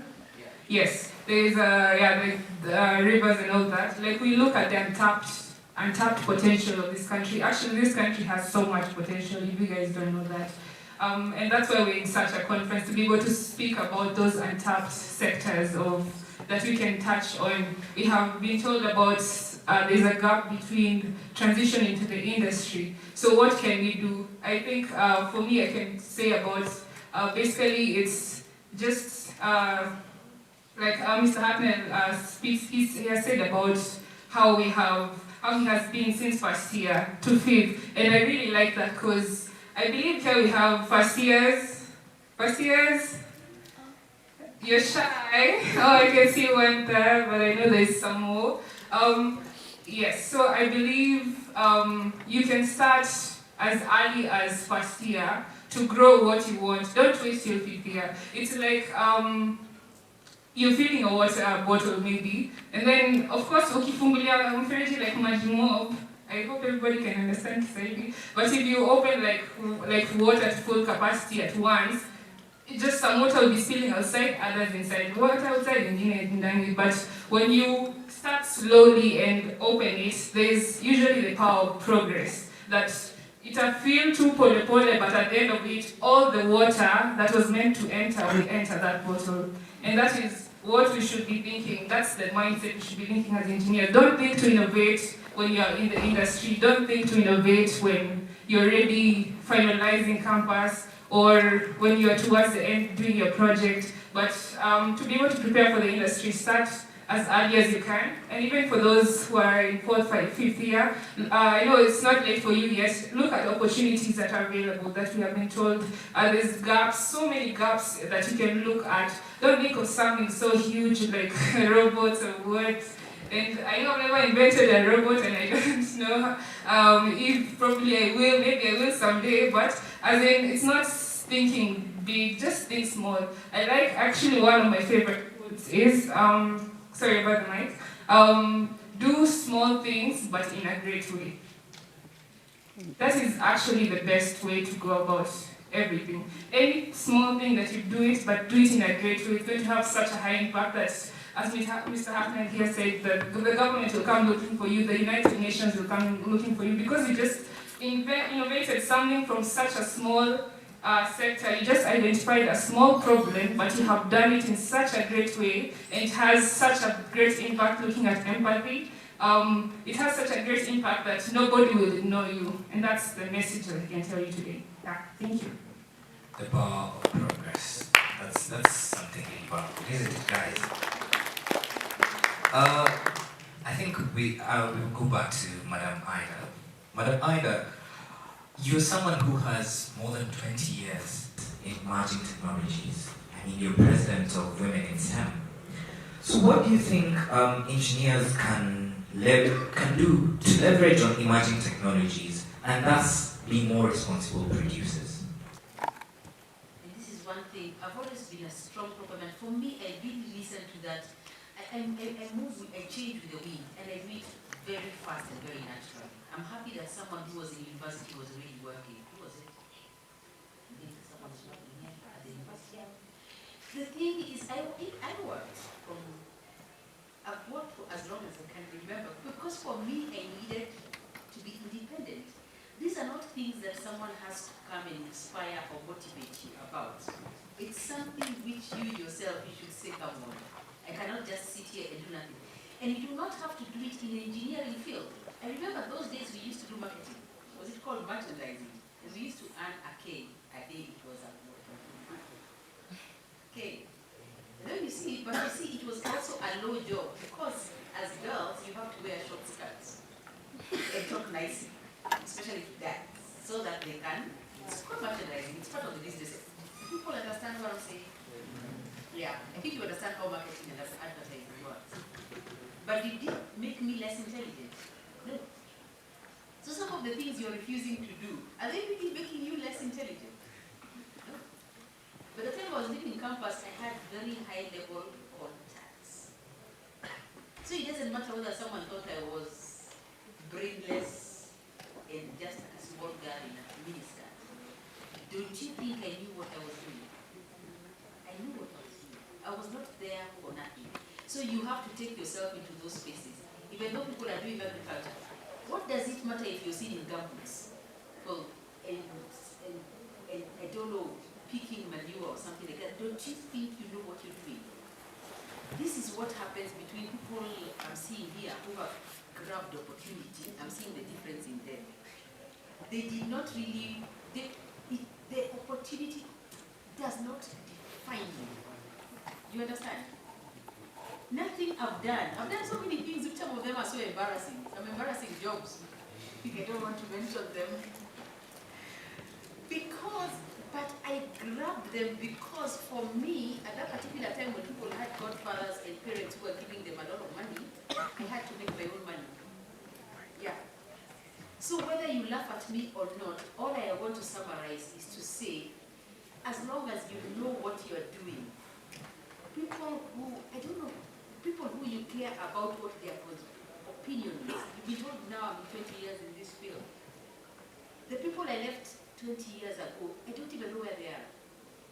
Does their opinion matter now? We are not even in the same stratosphere. I'm in space, I don't know where they are. So if they used to laugh, yeah. Does it really matter if they laughed or not? Or if they had better outfits than me? Does it really matter at this point? It's irrelevant.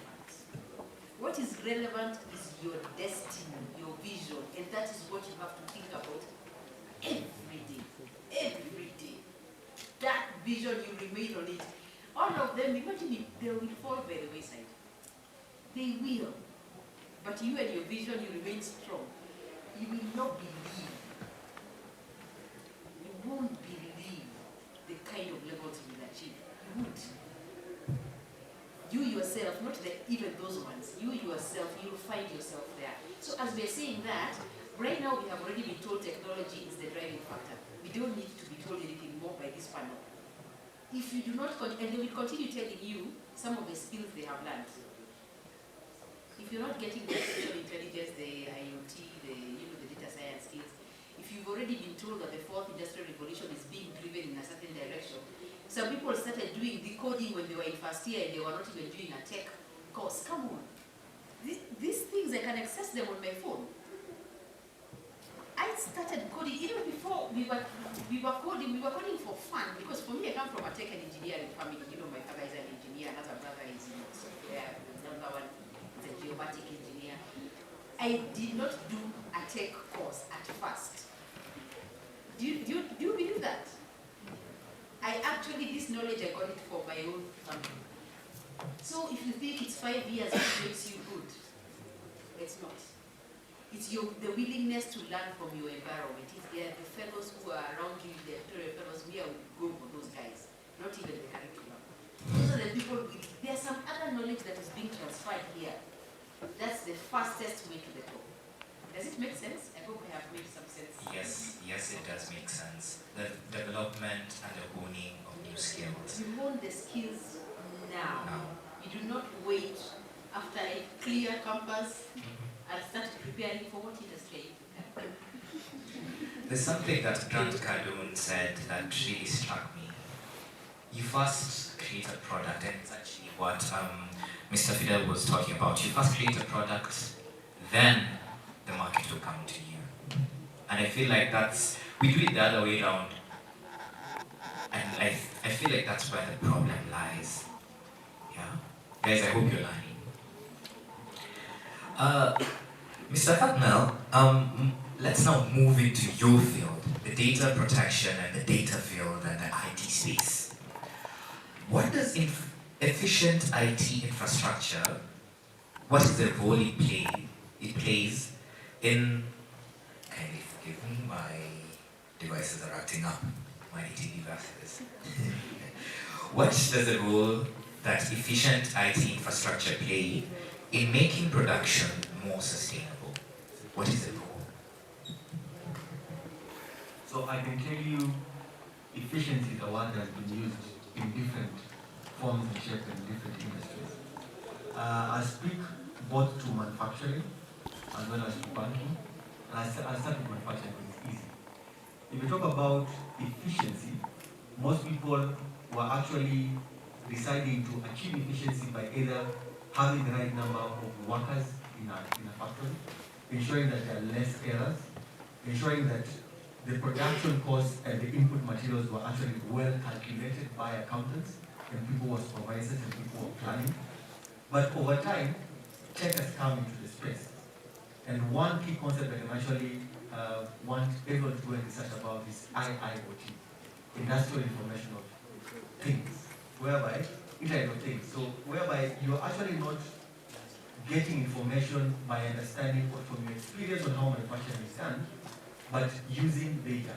And how you collect this data is by fitting in your manufacturing industry devices and sensors that are able to collect all forms of data, from humidity, time taken to package, time taken to close a production line to open. So you actually are able to collect enough data, and that's where your data science and AI skills come in.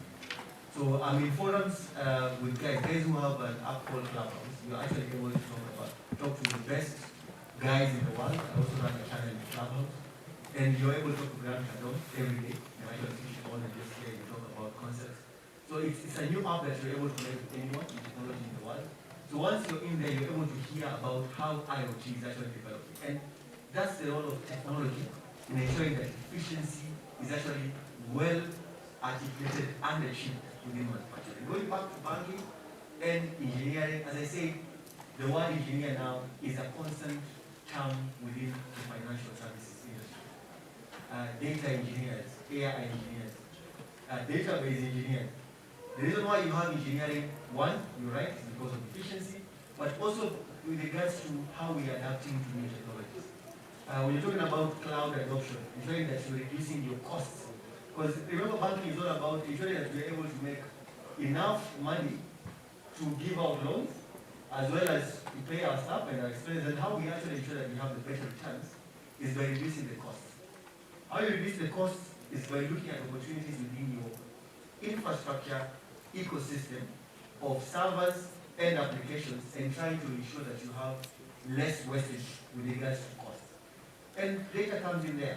I actually have a team that looks at how are people consuming reports. I actually switch off some reports that are not being used by people. I also look at what is the time taken, what is the heating of some of our servers.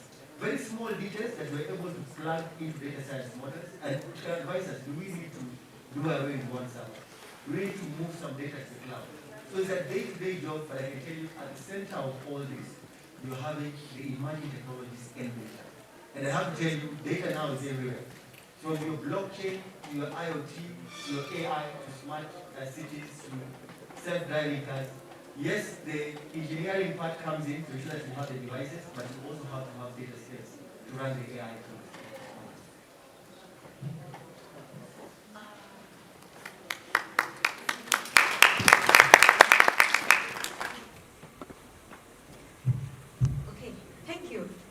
Can you hear me? Yeah. Hi guys, my name is Florin Kaino, the poet. I am a 5th year student. I take geospatial engineering, and I am here to take your questions that are directed to our guests with regard to the discussion that we just had. So I will start from this side. If you just have a question, you can signal me, and then I'll come towards you. Yes, thank you. My name is Mariam Jeru. I am a 4th year student at the University of Nairobi taking mechanical engineering. I am really enjoying the discussion going on right now. And a point that has resonated again and again is this acquiring of skill and really honing it. And also, as Mr. Fidel said, that innovation takes time. It takes time, and it takes, to get to that point of mastery, it takes time. And my question is, as you are in this process, okay, I'm thinking about it like I'm a student now, or let's say I've just finished. I have this idea, this innovation, and it's going to take me time to do it. I'd like to know what were the support systems that held you along as you got to that point of realizing your innovation. I'd like to know, from Madam Ida, what are the support systems that took you from this point to this point as you are innovating? Because sometimes it's scary to just look at, So that's just my question. What are the support systems, or what would you suggest students can do? Which support can they seek so that they are able to innovate? Because you're also thinking, I need bread on my table, I need a place to live. So I'd like to know how that process was. Thank you. Okay, I'm Lilian Nandutu, a student from JKUAT University, Society of Engineering Students Civil Rep. And actually you've answered my question, but I wanted to get more grasp of it. How did you get to be the president of Women in STEM, and how do women in STEM or ladies in STEM get to join? Because it's not really there in our universities, really versant to students. And what is the platform created for us, and probably even the advantages that you get from it? Yeah, so from the horse's mouth, maybe you can get that. Thank you. Okay. Whether someone is coming to mentor us or not, we are going to appear there with our cats and our dogs, and that's what we did actually. We actually, in those sessions, we have our cats and our pets, because it's in the evening. What it means is, even that time when people are saying they have no time, and yet she's helping other people. She said, you know what, I will not wait for the whole ecosystem of women in STEM, all of them in the world. She said, I'm going to start even though we are 5. So that is what you do. Start with what you have in your hands and the people around you. These ladies you are seeing here, only you cannot be with them next time. You have something to offer. You start that knowledge you have, offer it. They will invite you for something else, and they will give you another skill you did not have. Remember, even all the robotics is something which is simple. Do you want me to tell you that? We teach kids how to build robots. It's actually just a simple, it's not the engineering part is not the hardest. It's the code that makes the robot run. And that code even a child can learn. So what you've been told is a lie. You just need to be told that anyone can learn. If a child can learn it, so even you can. So that's how you start. Learn the way a child learns it. And for all of those people who are not yet in tech, and you've got some people here who are already ahead of you, don't worry.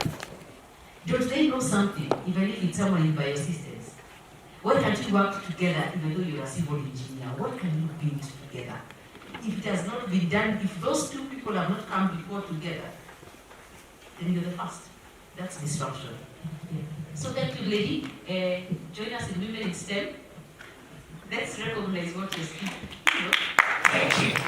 I'll leave the next 5 minutes for a parting shot from our guests, and then pictures. Is that okay? Yes. Thank you. Hey, I get to start. Alright, so yeah, it's been amazing being here with amazing speakers. And I'm going to speak on behalf of the committee side because it has been, I know it's quite some work organizing something like this, and it takes time also to keep calling speakers. Are you coming? Are you here on time? I know, I know they kept calling you and asking you, are you going to be here? But what I would like to tell you is, do not ever think that what you're doing is insignificant. Like, yes, you're an engineering student, and you probably want to come up with something, an innovation or what, something, but just start and don't think what you're doing is insignificant. It will have a big effect later. Like Kaunga has said, this was just something we met probably somewhere like 5 years ago, and then I came to engineering and then we started this conference and that's how he was here. Like it's just something that you've done. So maybe you'll make a friend here that will be someone that will change your life from now. And you'll probably get to know a new idea or change a perspective that that's going to change from here. And that is the importance of such a conference. That is why Fiona and Quincy and the whole team, they have really worked so hard to bring all of you guys here, just to have you twist your mindset. We may not be able to, as we've been told, we may not be able to give you innovation ideas or what. That's probably we'll have workshops later and all that. But for this panel, as we are right now, it's just to change your perspective, to help you, just to give you an insight. So I do hope that you have gotten that insight and your eyes have been opened. Yeah, so thank you so much, guys. Just clap yourself for being here. Yeah, I hope you do learn so much more for the next 1-2 days. Thank you. So, good afternoon. Good afternoon. Yes, so my name is Anes Kimani, and I can hear some of you already know me or they read that. So, thank you very much for that. My name is Anes Kimani. The guy who was introducing me got lost a little bit kidogo, so I will explain exactly who I am, who I work for. Well, we all work for the VC, so yeah, that is already known. So I work at the University of Nairobi Science and Technology Park. So the idea behind the Science Park is really broad. If I was to start speaking about just the Science Park, it spend a few hours here because it's also tied to Konza City, it's also tied to DBC RIE office and the good work that they are doing in terms of pushing technology for use in the country. But anyway, the Science and Technology Park within the University of Nairobi is innovation and incubation. Those are the two key words when you think about the University of Nairobi Science and Technology Park. Innovation, incubation. Innovation in terms of supporting new ideas from students, from the general public, and incubation also for students and the general public.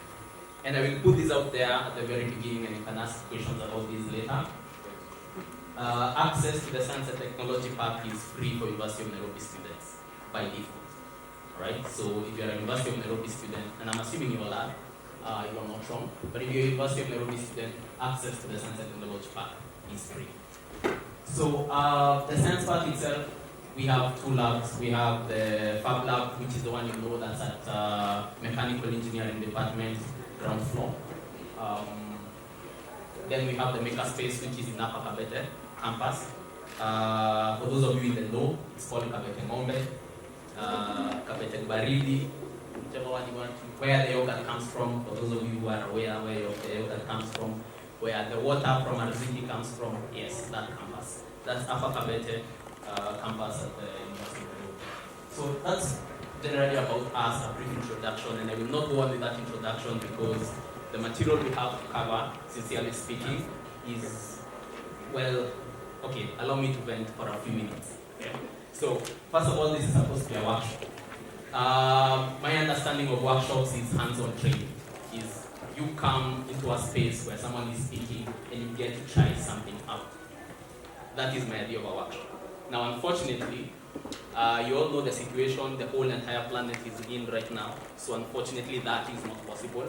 Well, poleni sana. I don't know who to blame that for. God, maybe, the devil, I don't know. So that's out of my hands. The second bit of that I'd like to really vent about is the material that I'm going to cover. Something that's close to me. It's something I have been part of for the past 8 or so years. Young as I look, by the way. So something I've done for the past 8 years. There's a lot of material to cover. And I mean, I cannot cover in its entirety, so I'll literally be skipping on top. I'll be doing the lecturer thing, where your lecturer comes in, be it for those who are doing electrical engineering, similar to what Dr. Mwema does, comes in, throws up a bunch of stuff from one to whatever goes to the next, then comes and drafts this before you even understand what's going on, all the time speaking to himself. I will attempt to do that, but the difference between me and Dr. Mwema is that mine will happen. So I hope you don't get bored, you don't get lost, right? So it's a lot of material to cover. I hope to do that within the next 1 or so hour. If I don't cover anything, as I say, look for me. I'm usually at Upper Kabete. There's usually someone at the Fab Lab. Feel free to ask questions. I think one of the things I can really complain about engineering students is this. Some of you do not even know where the Fab Lab is. Yet you have been walking past that building, you've been walking inside the building. You know, when you're going into, what's the name of it? I've forgotten that. I'm really old, I've forgotten that. E001, yeah? Yes, when you're walking in E001, you take a left, yeah? Fab Lab is the point you take a right, and then another right. Okay, almost instantly. Well, if you do that almost instantly, you end up outside, banging your head on the gate. But essentially, it's on the right. It's like literally on the other side of the walkway from E001. So some of you don't actually know that the Fab Lab exists. Some of you biosystems and engineering, engineering students, you've been in Upper Kabete. The maker space is literally a building opposite your lecture halls, and you guys don't know they exist. So be proactive, ask questions, be curious, walk into some random office somewhere. Well, if it's written Dr. Mwema or it's written Professor Madera or God, don't walk in. But if you see something interesting going on, a group of people, be curious. And I think that's all the things that I'll be stressing on. So the material that we will cover is digital fabrication. Now, I don't know whether you can all see that, yeah? That's an interesting table, yeah? This is the reason why I did it here, and I hope that is also the reason the rest of you guys are looking up engineering. Now, the one thing you have to know about engineering is you have to care about building something. Right? You have to care. If you don't care, I don't know what you're doing in engineering. Matter of fact, if you don't care, I don't know why you're doing any schooling for that matter. Because even for a doctor, you have to care about your patient. So this is the reason why I decided to do engineering. I'm an electrical engineer by profession, but this is really interesting. I'm trying to figure out why the hell is that system. I don't know. Mechanical engineers can probably see it. It took me an hour to figure it out. So we'll be covering digital fabrication. And as I say, that I'm going, over the top, tiptoeing around the main topics. So digital fabrication, most of you, I believe, are intelligent enough to figure what that is. It has something to do with digital. So when you think digital, you think computers, you think phones, you think, modern day tech as it is, and fabrication, well, making things. So digital fabrication is the idea that you take data into the fabrication space. So for a long time now, with fabrication, it has sort of been almost manual. And, well, manual in the sense of the type of machines that you find in mechanical engineering workshop right now. In terms of what you find in electrical engineering workshop right now, things that were, the 50s, those machines were brought in the 50s. 60s and 70s. So manual, literally manual. If you have to switch on a motor, you have to do that. If you have to do mailing, you have to give it direct command. So digital fabrication is, we are moving from that to where you have, you have your computer, you're doing your design with SolidWorks, with AutoCAD, with whatever software you're using. You do that on your software, send it to the machine, and it does something. That's the whole point of digital fabrication. Fabricating when the data is actually digital data. So there's a lot of stuff there, and I think I will avail this slide for you guys later on, so you can read that from later, just so you can get a better understanding. So I'll talk about a little bit about the Industrial Revolution, because digital fabrication is sort of an extension of that. So we had the first Industrial Revolution, which was driven by high agricultural productivity in terms of, you know, you have a really large, so human beings started out as hunters and gatherers. Sorry, I do that a lot going really far back, so I hope you'll bear with me and you'll understand. So human beings, we started out as hunters and gatherers, right? You know, hunting, and then guys realized, instead of hunting, why don't we put these animals inside our own homesteads? And so, you know, animal husbandry started out. We still did a little bit of hunting, but it was animal husbandry and agriculture. Then they got to a point that guys realized, okay, if I am putting, if I'm planting maize in a size, in an area the size of this page that I'm standing on right now, how much by doing in 10 of these I get more food, right? So then, as that agricultural capacity became larger and larger, guys realized, we need to get some way of doing this faster. So then we had steam engines, we had water-driven machines to actually, you know, assist with that.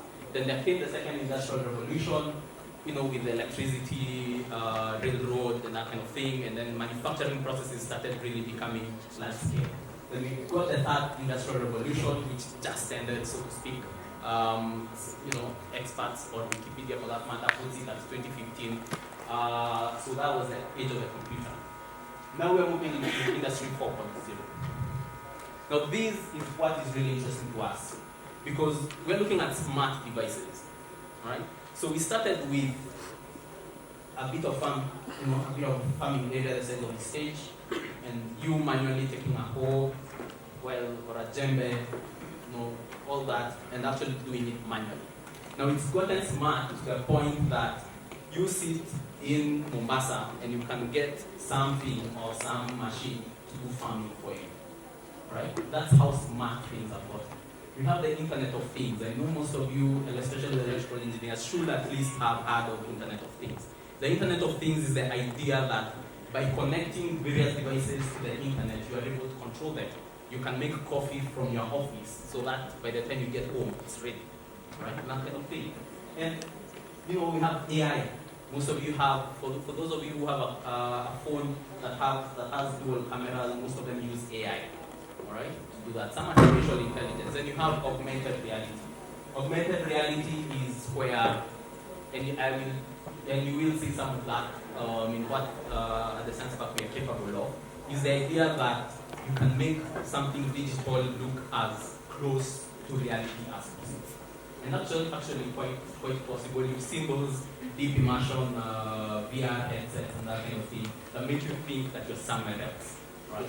So that is AR, and that's the point where we are at right now. So digital fabrication. Well, there are a couple of ideas I'd like to put out there. So something for you to think about, something for you to take home. Is the Fab 1.0. Now, I mentioned that we have two labs, the Fab Lab and the Makerspace. That's just nomenclature for us internally. It's just nomenclature, a way of, you know, when the boss calls and says, "Where are you?" You can say I'm at Fab Lab or I'm at Makerspace, because if they both had the same name and they say Fab Lab, you'd be like, okay, which one? So sort of trying to make a conversation short, well, engineering style. That's how we do it. Part of the direction that we started from was the Fab Lab community, and we are still a part of it. So the idea behind the Fab Lab community is that you have various labs all over the world, all have the same capacity. So the idea is this: design globally, manufacture locally, right? How this works is very simple. We have internet, let's collaborate on a design. Then because every lab has the same capacity as every other lab, everyone can make it locally. And what And the idea and the really impressive bit about this is, if someone comes up with a solution in, say, Barcelona or something, you can instantly take that and sort of engineer it to fit our environment here. Right? And that's the idea behind the Fab Labs. And one of the first things that we really focused on was how to make almost anything. That's Fab 1.0. All right? You have all these labs. How do you make almost anything using those labs? Right? Then someone said, yeah, but that's not enough. Typical engineering stuff. You've seen these a lot, and I think it's really surprising. You make something, an engineer makes something, and they get to a point and they're like, yeah, but I can make it better. And so they try and make it better, and so on and so forth. So we did the same. So then we are like, yeah, we can make almost anything. Okay, how about we make machines that make machines? All right. So you start with one machine, and that machine makes a copy of itself. All right. That's it grows, yeah. Then the next stage, which is quite interesting, still ongoing, well, not formally, but still ongoing, is this: materials that make anything. Okay. So program a material. I want a biscuit.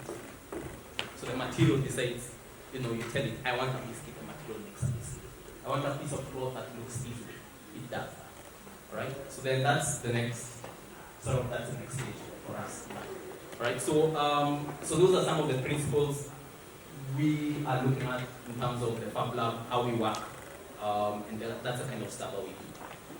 So one of the one of the sort of aspects of digital fabrication is rapid prototyping. Now, okay, as I said, engineers try to make things easy, so then even our naming is kind of like straightforward. So it's prototyping that's really fast. But there's a reason for that. Now, a quick example. You are a very, very, very, very clever electrical engineer. You meet up with a very, very, very, very clever mechanical engineer at the University of Nairobi, and you guys decide, we think we have an idea for the next generation phone. And by next generation phone, I don't mean a phone that has, a certain special camera. No, I mean next generation phone, okay? Sort of the type of stuff that you see in Star Trek or whatever. And you say, yeah, we can do that, and you're really good at that. And that's your thinking, and you come up with an idea, and you come up, and now you have to push it. You have, the problem is, and the correlation is that engineers need money, true, in order to make the things that we come up with. We need money. But the guys who are going to give us money are not engineers. Alright? So you come up to me and say, this is our idea, and look at it, I'll clap, this is really awesome, make it. But the business guy will be like, yeah, what? Alright? Because that's the reaction you get. And for those of you who've been part of our programs, the hackathons and whatever at the Makerspace and at the Science and Technology Park, you have seen these firsthand, where you come up and you tell, say, someone at Kenyatta National Hospital, this is our idea to solve your problem, and they're looking at you like, yeah, it still doesn't make any sense. The fact is, the rest of the planet needs something physical. That's where rapid prototyping comes in. So, the very, very, very, very clever, very inspired, or very square, clever electrical engineer, mechanical engineer, come up with the next generation phone, but they need something to show. Rapid prototyping is what assists with that. It's a way of quickly turning your idea into something within maybe a day or so. Alright? Remember this, and I know you've all done, if you have not, you will do manufacturing processes within each of your disciplines. And you will meet things like injection molding. Injection molding is very expensive. Alright, at the beginning, you have to make out a mold. Even before you start building out the mold, you have to design the mold, which will take a lot of time. You have to build the mold, which will spend a lot of money. And then you can't do that just to get one piece. Alright? Just to get that one piece that you need to show an investor, or 10 pieces that you need to run around with or test. You can't do that with injection molding. You can't do that with all these traditional manufacturing processes. So the idea behind rapid prototyping is you're able to get one physical or two or three very specialized, really quick and really easy. So that is rapid prototyping. Then the other bit that comes into play, so if you can do rapid prototyping, why not do manufacturing? So the area is rapid manufacturing. And this is, and I will show you a few examples. This has come up because we realized if you can do prototyping, then you can do manufacturing with the same processes. The only catch is with rapid prototyping, the processes that you use tend to not be scalable. They are unscalable. You cannot scale them upwards. Okay? So, for example, I could 3D print, let's say, a minion in about 1 hour. Right? But if I want 100 of them, I'd rather do injection molding. With injection molding, 100 will take that same 1 hour. Right? With a really fast injection molding machine. So they don't scale easily, but they do have their uses. And one of the uses of rapid manufacturing, especially came up during this COVID period. So Formlabs is a 3D printing company, and this is one of the things that they did. So guys needed swabs for to do the COVID test, right? So a 3D printer will make almost not as fast as what you do with injection molding, but almost similar speeds. Yeah. So that is one of the ways we're using rapid prototyping techniques to do rapid manufacturing. And you can see the same thing. I think you've seen these. These are actually laser cut. So these are the pieces for holding your mask away from your ears. For those of you who don't know what type of ears suffer from, I'm gonna use all of them, yeah? So for those of you who suffer, this was actually done on a laser. So you can actually see, and it's really fast. That's one of the ways. So that's one of the ways we do rapid manufacturing. So looking at digital fabrication tools, we divide them into 2 categories. We have what we call subtractive and we have additive. And I think this doesn't just apply to digital fabrication, it applies to any fabrication that exists, I think, in this universe. You're either adding something or you're subtracting something. Okay? So you start with a plain block, you either add to it, or you start from nothing and add to it, or you have a plain block and you reduce. Alright? So I will take you through a couple of the digital fabrication tools that we have available within the Fab Lab and the Maker space. This is, and mind you, each of the tools I'll take you through is, I just skim over the top, literally skim over the top. The point of this workshop is to generate interest in engineering students in the environment that the science park offers. So I'll really skim at the top. I hope you really don't mind, but I'll have a Q&A after that so you guys get to ask me questions about the science park, about the schools and all that, and I'll gladly answer. And hoping to see most of you, come around to one of our labs.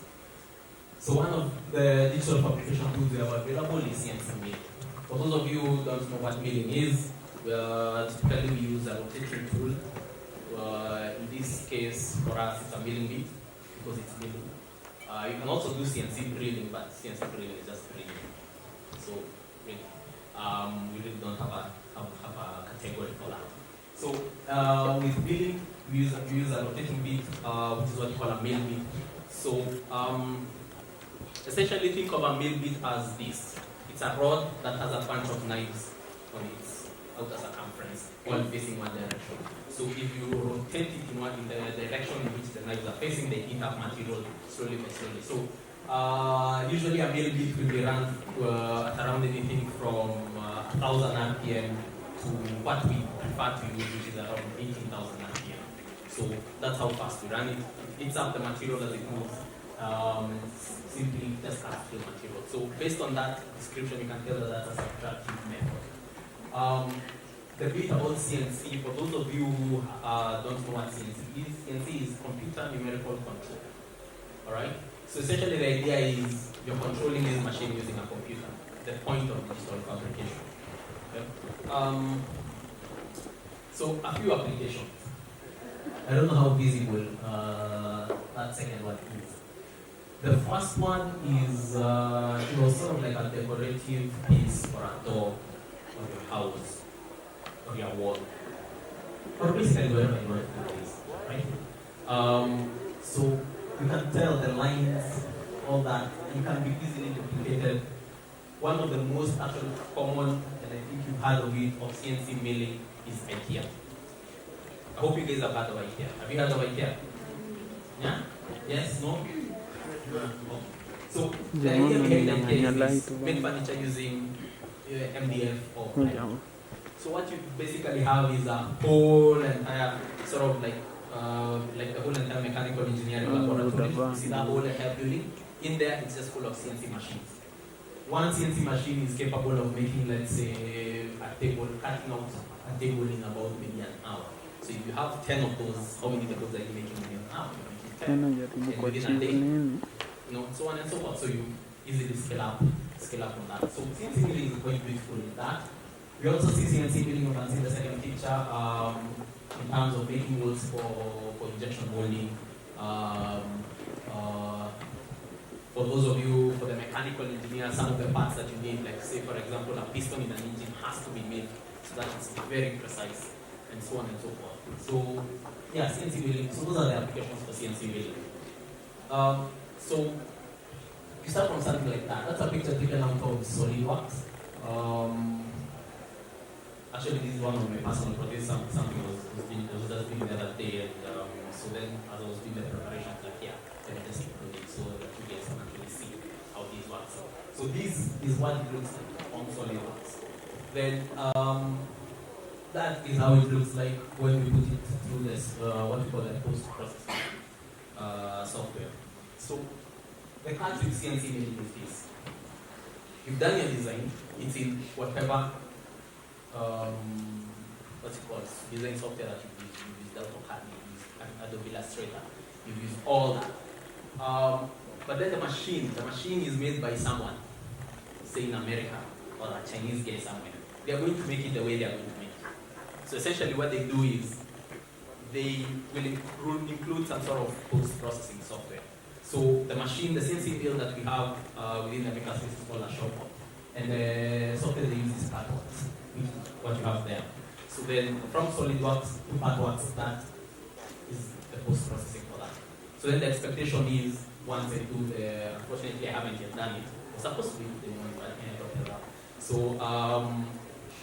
once I do the mill, I expect to see that once I'm done. And so the idea behind post-processing is this. Most CNC mills will use what we call G-code. I don't know if you've heard of the phrase, G-code. So essentially G-code is, okay, alright, allow me to backtrack. Secondary school Form 2, Form 3. You guys did coordinate systems? You all did coordinate systems. That's what you engineers, yeah? You did coordinate systems. You understand like X, Y. So that's what you inform. Then you come into engineering and they tell you this and Z. And then you go to physics and they tell you there's A, and then someone and the B and C, and then someone who is doing theoretical physics tells you there are 12 dimensions, hence string theory and whatever. So I digress. The coordinate system, X, Y, Z. So how it works is with G-code, is it provides coordinate points. Okay? So to put it this way, if you are doing a square that starts at 0, 0, x, y, we're just talking about x, y, 0, 0. If you want to draw the first line, you tell it to move from 0, 0 to 0, 1. Right? Where 1 is in the y, so it moves upwards. Right? Then you tell it to move from 0, 1 to 1, 1. Right? 1 in x, 1 in y. Then you tell it move from 1, 1 to 1, 0. Right? Okay? 1 in x, 0 u, 0 in y. So you've done that. And then you tell it to move back to 0, 0. Right? So then you've managed to draw a square. Right? Yes, that's a square. Right? You've managed to draw a square. Okay. Alright. So how do you use that to cut? Then G-code comes in and tells the machine, oh yeah, good. Relax. There's something called Z. We want you to do Z negative 1. Alright? So Z0 is at the top of the material. Alright? So now we switched from doing 2D, we've gone into 3D. Right? For those of you who've done a little bit of design software, you can actually now start seeing. Yeah? You've moved into 3D.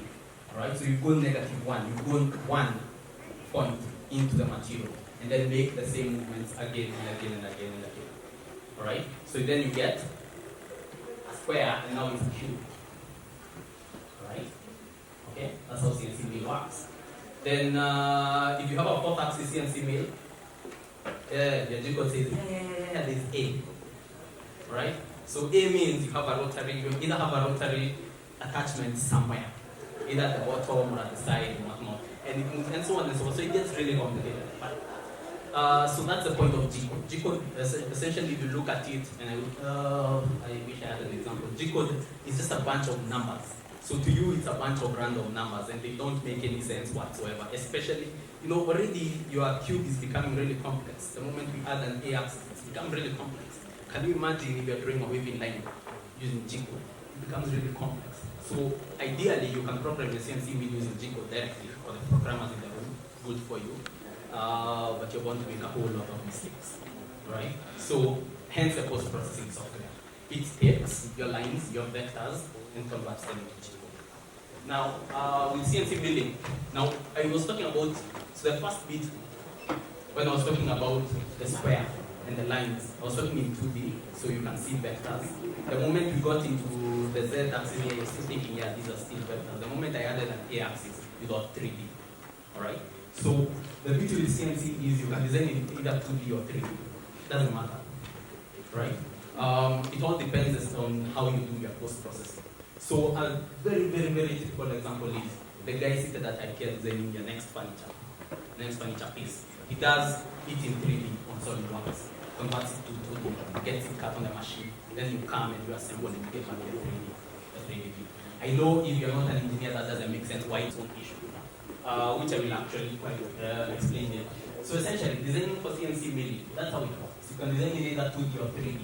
2D design tools can include vector design. We have raster graphics. Raster graphics is where your bitmaps and whatnot.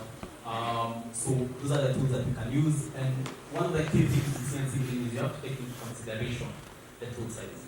That's, I think, the most important thing about CNC milling. In that, first of all, we agree it's a subtractive method. So that means you're eating away material. You're eating away a certain amount of material. That certain amount of material is determined by the diameter of the tool. So you really have to be careful about that. And this care comes in especially in placement. So if you're going to do two squares next to each other, and their lines are really close to each other, the difference between the spacing between is say 0.1 over millimeter. You're using a 1 millimeter tool. I mean, seriously, what are you doing? It's going to eat on both sides, and you're going to lose your little diameters. So there's a whole lot more to CNC milling other than just what I have mentioned. And as I said, you're all invited to come to the makerspace, then you can have a better discussion and you can actually get hands-on experience with CNC milling. All right, so second bit about digital fabrication. Close, similar to CNC milling, we have laser cutting. Now, again, engineers and nomenclature, it's right there, laser cutting, using a laser to cut, and not the laser pointer, the one that your lecturer uses in the hall to point out the important point that's not going to work. So laser cutting, essentially, you're using a laser to cut through material. Also, we use CNC milling technology for that.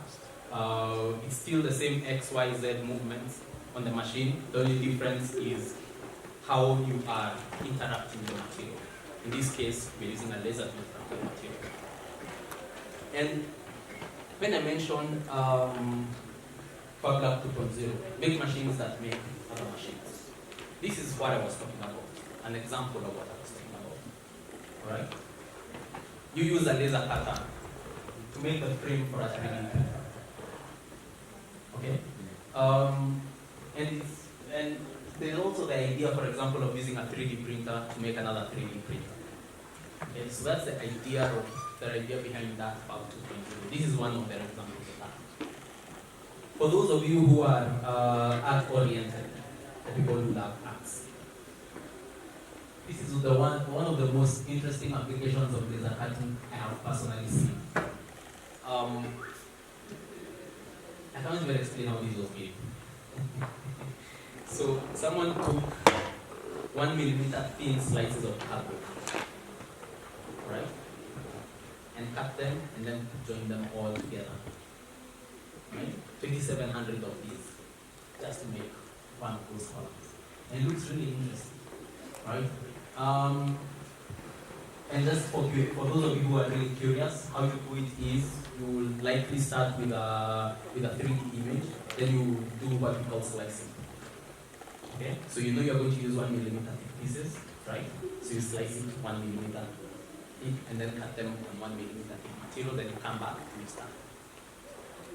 Right? That's how you go about doing that. Well, that's what I was saying. I'll really need to skip a few of the things. So laser cutters, we usually designate them by their lasing material, the material that makes the laser. So we have a bunch of materials there. The solid state gas is the most common. The solid state lasers, you find them in the laser pointers and whatnot. They provide low power. They use low power to provide low power lasers. When gas require a lot of power, but they also provide higher power lasers and so on and so forth. And the idea behind glazing is, you have a tube, put in some light, and bounces back and forth, ends up, aligning, becoming a straight line. Once it gets to a specific energy state, it sort of permeates through, and it's out and have a laser. So then you have different lasers work for different materials. What we currently have at the Farm Lab is a CO2 laser. So the materials we work in are wood, paper, leather, plastics. Those are the kind of materials that we have available, but there are lasers out there that can actually do metal. Right? And we are looking to get one, because metal is hard. And one of the things about laser cutting, there are 5 ways you can go about it. There's vaporization. This is literally providing enough power for the atoms of the material to just sort of say, I'm out. I can't do this anymore, I'm out. That's vaporization, right? So you're literally turning atoms, just changing the chemical composition really quick. Yeah, so essentially you will just see some smoke rising out of the material. As the atoms run for their life, so to speak. There is melt and blow, where you melt the material, then use something like air to blow away whatever melted material is there. Then you have thermal stress crack. So this is an interesting one. So some material expand and contract really fast. So if you hit a really tiny bit of the material, it will expand and then contract. So it pushes away, then comes back in. So it sort of creates a sort of like a stress point, sort of like a weak point along that, yeah? Let's just make them okay. Alright, so the material sort of like has a really weak point. Yeah, the material has a really, really weak point. So then you just break it off. For the electrical engineers who ordered boards from China, you've seen an example of that. You have like 10 circuits on one board and you have to break it off. Yeah, that is how we do that. Thermal stress cracking. Then there's spreading, which is similar in that you eat into like halfway through the material and then you have to break it off. And then there is burning stabilized, which is reactive. So you get the material to actually, it's like an oxygen torch cutting, or sort of like a blow torch, where you use the laser as an ignition source, right? So that's a bit like how vaporizing looks like. Yeah? So you have a molten layer, and then you have the vaporized material, and you have the laser beams going into the material. So laser cutting has sort of, it allows you to do 3 different formats. Yeah? You can do engraving. Engraving is where you eat into the material, but not completely into the material. Then you have marking. This way, just slightly burn the surface. So a good example would be on wood. Wood, if you apply just a little bit of heat, it just turns black. So you can actually do marking on that. Then it is starting drilling where you literally just go through the entire material without a tear in the wall. So what is the need for laser cutting? Unlike CNC milling, laser cutting doesn't have a 3-dimensional focus to it. That means if you want to make 3-dimensional objects, you have to stack, right? But so that means that doesn't stop you from designing 3-dimension. So you know that you can design in 3D and get technical 2D drawings out of that. So that is how we do some of the laser cutting. And again, the design tools are the same as CNC milling. You can use raster graphics or vector graphics. The thing to be aware of when doing laser cutting is, how do you put it? Computers are giggle, garbage in, garbage out. So you give it garbage, it gives you garbage out. Yeah? So if you draw 2 circles on top of and stack them on top of each other, at least most post-processing software for CNC milling is capable of telling you, yeah, you have two lines, this is not gonna work, right? But laser cutters are made to be very simple. They are like printers, literally printers. So to draw two lines, okay? So if you're cutting through plastic, what will happen is you'll cut the first time and then the second time your plastic will catch fire. Okay? So that's one of the things that you really have to be worried about. Laser cutting is duplicate cuts. So this is how something that has been made for laser cutting would look. Alright? Because the laser is really small, it's hairline thickness. Hairline thickness is approximately 0.001 millimeters. So that means you can put them as close as possible. You're not worried about the size of the cutting tool because the size of the laser is really thin. So you get away with that. Then the next one we'll be looking at is vinyl cutting. I don't know whether you guys know what vinyl cutting is, and I think you've seen an example of it somewhere. So you use a blade to cut vinyl. Vinyl is essentially, I don't know how old you guys are, but I think you've seen this before in some gum or something, like get a sticker, like, attach wherever and just peel it off, put it on your hand or put it on a wall or something and just do that, and peel out and have something stuck on the wall. That's how vinyl works, alright? So you have a sticky material on top with really adhesive glue and then just cut it as you will and then paste it somewhere. So really good example, and I'm pretty sure you've seen this before, is for those of you who use public transport, which is assuming most of you at some point. You've seen the matatu culture, yeah? You have all these matatus with all these things. Most of it is vinyl. Yeah. So the next time you're boarding a matatu, you just take a very, very close look. Yeah. You'll see some sort of material stuck onto the body. So that's one of the main uses of vinyl in Kenya, at least. We're the only ones who do this in South Africa, I think. Yeah.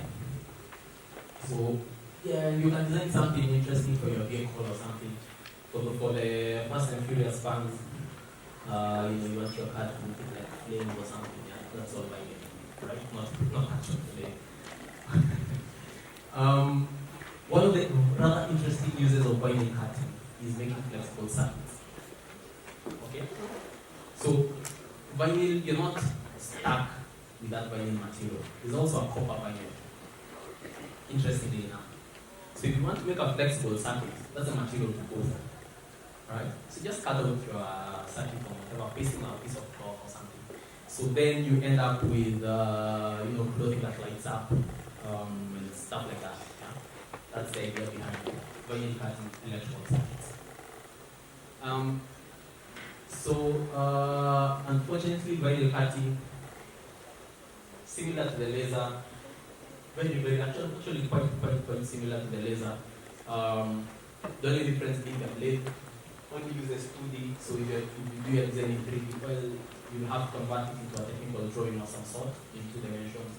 And then you also have to be worried about duplicate cards again, quite similar to the laser in that aspect. Then the more interesting bit about digital fabrication is 3D printing. Now, I know most of you get excited when you hear the phrase 3D printing. Sorry to say though that technology has been around for a very long time. So for us at the founder, it's no longer so exciting. But if you are excited, keep up with the excitement. There's a lot to 3D printing that most people realize. So 3D printing, remember when I said that you design in 3D, convert to 2D, or rather fabricate in 2D, then reassemble into 3D. 3D printing is the shortcut, right? You design in 3D, you fabricate in 3D. So how it does that is allow me to ask you to use your imagination again. When you're drawing a circle on a piece of paper, you take a pen and you draw a circle, right? Now the imagination is this. If your ink, once you draw that one circle, is about 0.1 of a millimeter thick, and you draw another circle. If you do that 10 times, circle, stacked over circle, over circle, over circle, what happens? You end up with a circle that's 1 millimeter high. So that's no longer a circle, it's a cylinder. Right? That's how 3D printing works. Layer. It draws on a surface, then draws on top of the surface, and so on and so forth until you end up with a final thing. Now it has a few limitations. The first one is you cannot draw over nothing. Literally cannot draw over nothing. So our cylinder, if we need our cylinder to have a top, we have to figure out how to grow that top. Because the moment you try and cross across that, the material falls in. All right. So that's one of the limitations of 3D printing and why we still do the 3D, 2D, 3D manufacturing process. Because some things cannot be made in 3D. Okay? If you're going to make a pipe, all right, there's no way of printing a pipe in its horizontal format. There's no way of 3D printing a pipe in its horizontal format. You'll have to do it while standing up. But so hence why we still do the 2D, 3D thing. So you draw layer by layer by layer by layer. Alright? Now, another limitation of 3D printing is if you're going to do this layering, you have to use a specific type of material. And by specific, I mean this. The material has to be in a semi-liquid form. Okay? It has to be able to flow. But it has to be sort of like you're walking a really thin line. It flows enough to be able to flow, to move. But it doesn't flow too much that it overflows. Okay? Now, it becomes simple, and that's why the most commonly 3D printing material is plastic. Because plastics are easy, and you can make it to have as many of these properties as possible. Yeah? So the plastics that we use, typically ABS, PLA, this is how they behave. You melt it, you put a drop, within seconds it dries, or rather it cools. Not sufficiently cool to be cool to the touch, but cool enough to solidify. Okay? So it's melting and sort of solidifying threshold are really quite close for both materials. But then comes the two differences between the plastics. One of them cools faster, so you end up with a brittle sort of object. But the other one does it a little bit slower, so then you have to maintain an environment that's a little bit warmer. So there are still some design problems that you have to solve when you're making a 3D print. Now, so that material problem is one of the reasons why 3D printing hasn't taken up into the manufacturing space as possible. Because if you want something made in metal, metal is not going to behave that way. You're going to take a really long time to melt your steel to 1,000 degrees, and then it's going to take a really long time to cool, and you don't have time to wait for that. And as you're waiting for it to cool, it's going away. So, there's those issues. But interesting uses of 3D printing, actually. An interesting use of 3D printing is in building and construction. Okay? So someone in China said, hey, you can get cement to dry asphalt in that format that I explained, then we can 3D print a house. They actually went ahead and did it. Quite an interesting video on YouTube, actually. You can go search for that. So, so this diagram, for example, this is actually done at the lab. That was last year. We were working on a ventilator. So as you can see, for example, that circular bit, you will notice that there are sort of like strands of material in there. And that's to hold up the inner bit, right? So that, you cannot draw over air. So we add what we call supports to your material. And then that's how we manage to get something like that. So that's how we pass that, yeah? Some of the applications of 3D printing. First one is, I don't know whether you can see that clearly. Can you all see that clearly? Yeah, looks a bit weird, yeah? Especially the first picture, the one on the on the left. Yeah, looks a bit weird. So one of the interesting applications of 3D printing is in prosthetics. So you've lost an ear and you need a replacement, alright? So you can 3D print in a nylon-like material, right? It's similar to nylon feels like the way your human skin will feel and all that, and it's 3D printed and you get a replacement bit, right? The same material that is used to actually make prosthetic arms that you can touch and it feels as if you're touching someone's skin, that rubber-like material. They have a resin for that, it's medical grade, and they take a 3D print and they print something for you. You good to go. The other application that's really interesting is the microscope, digital microscope, right? So, you just put it together, we're trying to make a case for it.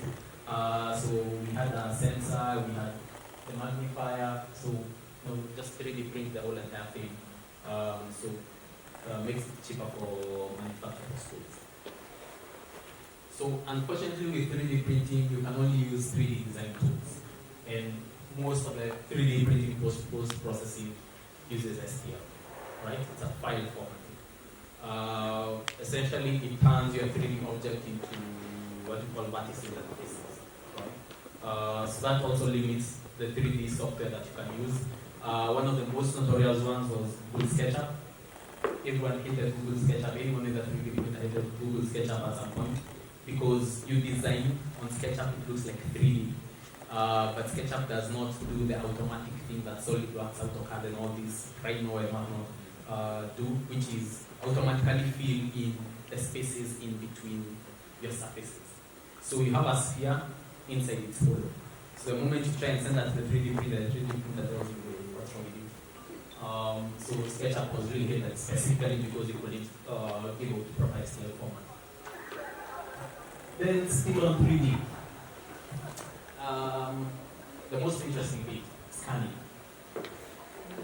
Okay, so this is a bit about where nature meets technology. Whatever technology tries to meet nature, we perceive the world in 3 dimensions. Okay, forget about your string theory guy who perceives the world in hundreds of dimensions. Forget about that guy. That is on math and math. Alright, yeah, that's a good indication that most of you are still awake. Okay, awesome. So, 3D scanning. You perceive the world in 3D. Okay? I don't know. Let me just put that question out there. How many of you know how we perceive the world in 3D? And anyone who knows or has an idea? Yes? If you can speak up. It will be interesting to actually have some audience. It's become a bit. What's the word that you use when things become monotonous? Oh yeah, monotonous. The physiological, biological, why we develop this way, yeah, just too much. That's extra reading for you. But that's how we perceive 3 dimensions. 2 eyes offset and our brains, being the supercomputers that they are, immediately stitch those 2 images together and gives us depth. That's how 3 dimensions works. So 3D scanning is, we are trying, or rather, we have tried and managed to do so, emulate that. 2 cameras, okay, or 1 camera swiftly moving in between 2 designated points and stitching that image together.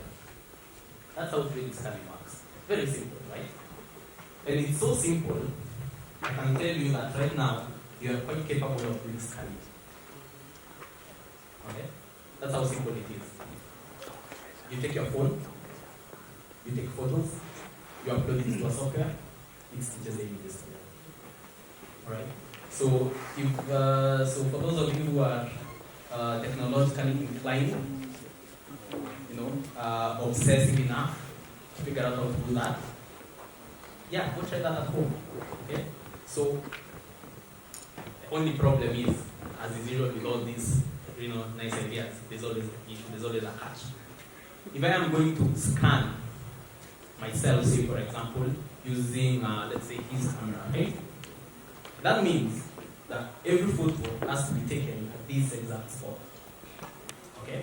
So, I take photo number 1, I turn, same exact spot, photo number 2, and so on and so forth. That's the only limitation. If you can find a way of doing that, then you've passed the whole entire limitation of 3D scanning and you can do your own 3D scanning at home. And funny enough, it's quite easy to do that at home.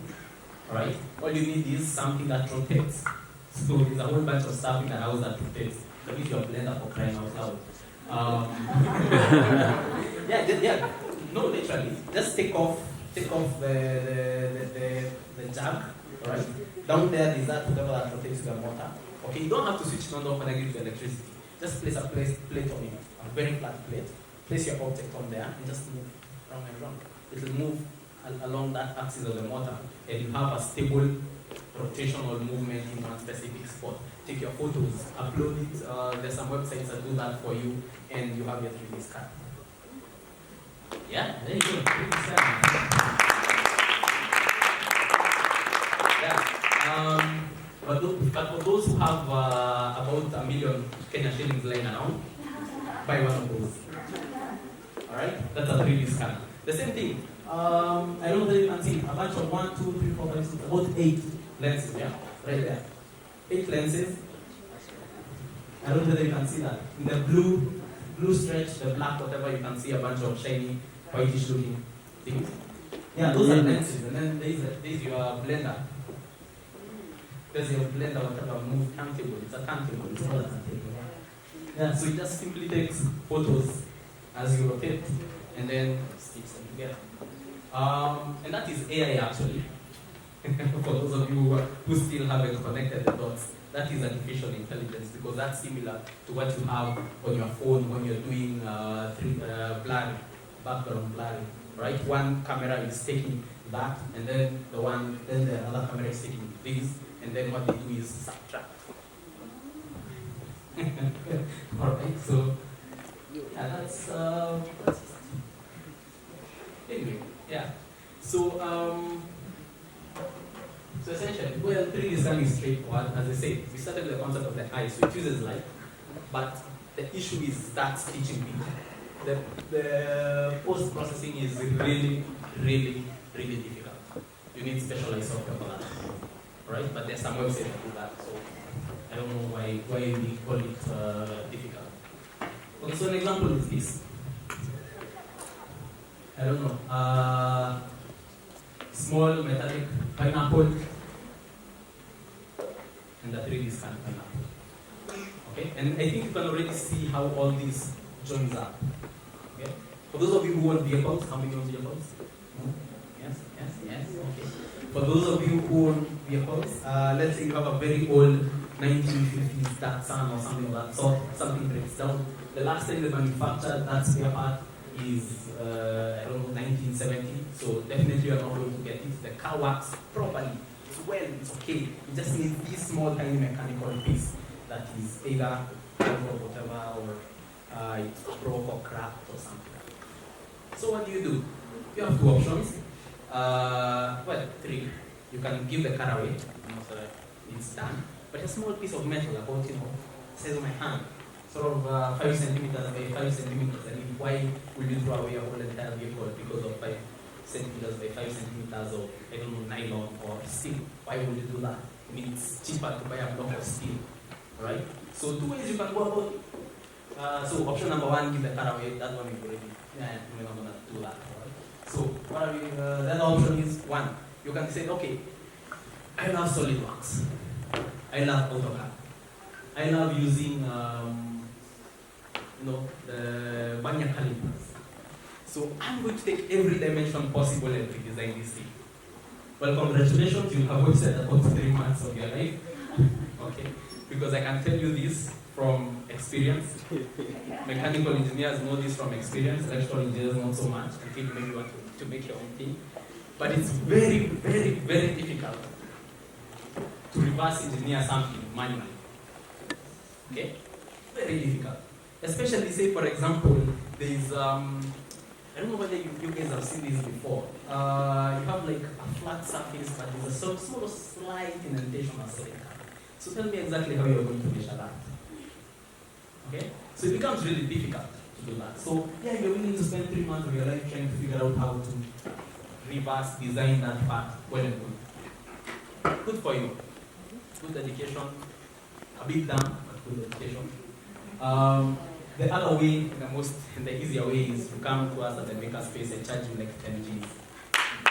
And we can scan the thing. Right? Yeah. So, yeah, pick and choose options. Okay? So you notice, yeah? It catches everything, even the texture. Right? Even minute texture. And the beauty of this is, I can decide to do that. I can CNC this on a 4-axis CNC mill, right? Or I can decide I'm going to 3D print it. So the moment you get it into, and this is actually the beauty of digital fabrication. The moment it ends up in your computer, you have a whole range of options open to you. All the way from what I talked about CNC milling, all the way to 3D printing. So scan, get it onto your computer, and you can do whatever it is you want to do. Problems with scanning, as usual, problems in this world. So this is someone attempted to scan a camera, right? This is what they ended up with, stitching errors. Something is missing, right? You can use some mesh software to edit these, but it's not worth it. Yeah. So a bit of a few issues you get in scanning is, as something becomes more complex, you lose details. All right, resolution is an issue. So major uses of scanning. Sorry. Okay. Yeah, I was just about to ask how many of you have ever lost an arm or a leg. Which sounds like a stupid question now that I think about it. Alright. One of the major uses of scanning is prosthetics. Yeah. So someone loses an arm. No one loses an arm the same exact way. And even if you lose an arm the same exact way, it's not going to have the same exact result. Meaning there's no prosthetic that is similar to the next. There's no, arm stamp that is the same as the next, ever. So the inside of that prosthetic has to match each person individually. So that's where scanning comes in, you scan that, and then you make the inside big so that it's as comfortable as possible. The other one of the major uses of scanning is preparing for surgery, and planning, right? Preparation and planning. So you scan and the doctor has something that they can work with that is physical and looks exactly like what they are going to do. Reverse engineering, as the example I gave with the old car, that is reverse engineering. So engineering is sort of forward, sort of like you start from design, you fabricate. Reverse engineering, just do the opposite. You start from something that's already made and you come back to a design. And the most interesting 3D scanning use is VR, virtual reality. So I think I will end there. I will stop there. There's more to talk about. There's more to talk about. There's more information available. In that end, or on that note, we are currently running a training at the makerspace. You'll get to interact more with this material, both theoretically and as the other than theory and application. Yeah. So it's a sort of semi-virtual training. So we do the theory online, and then you get a day or two that you come to the lab to interact with the machines. Each of these ones that I have mentioned, you get a deeper explanation of how these technologies work and how you could possibly use them. So that's a training that we are running. The details can be found on our social media platforms. For those of you who don't know what our social media platforms are, there is Twitter, it's at FabLab Nairobi, then Instagram, it's Makerspace FabLab. There should be a post on there about the training, so feel free, apply. It's actually quite cheap compared to how much you guys pay fees. Yes. It's the second time we are running it, so it's not yet expensive. So, apply when you can. Or soon we'll start charging guys 10 fees to go through all this. So it's a 5-week program. And I hope as many of you guys apply for this as possible. Come learn more. If you have the time, even during your holidays, give me a call. I'm always at Apakabete. You can talk to one of my colleagues at FabLab. Find out what is available. We have attachments, we have classes and that kind of thing. Yes, hopefully we are going to pick ourselves up after the whole COVID situation. But as I say, all university level students, access is free. For everyone else, you can always talk something. It's Kenya. You can always figure something out. All right. I think I'll stop there. Thank you. Yes. Thank you so much for coming. Can we please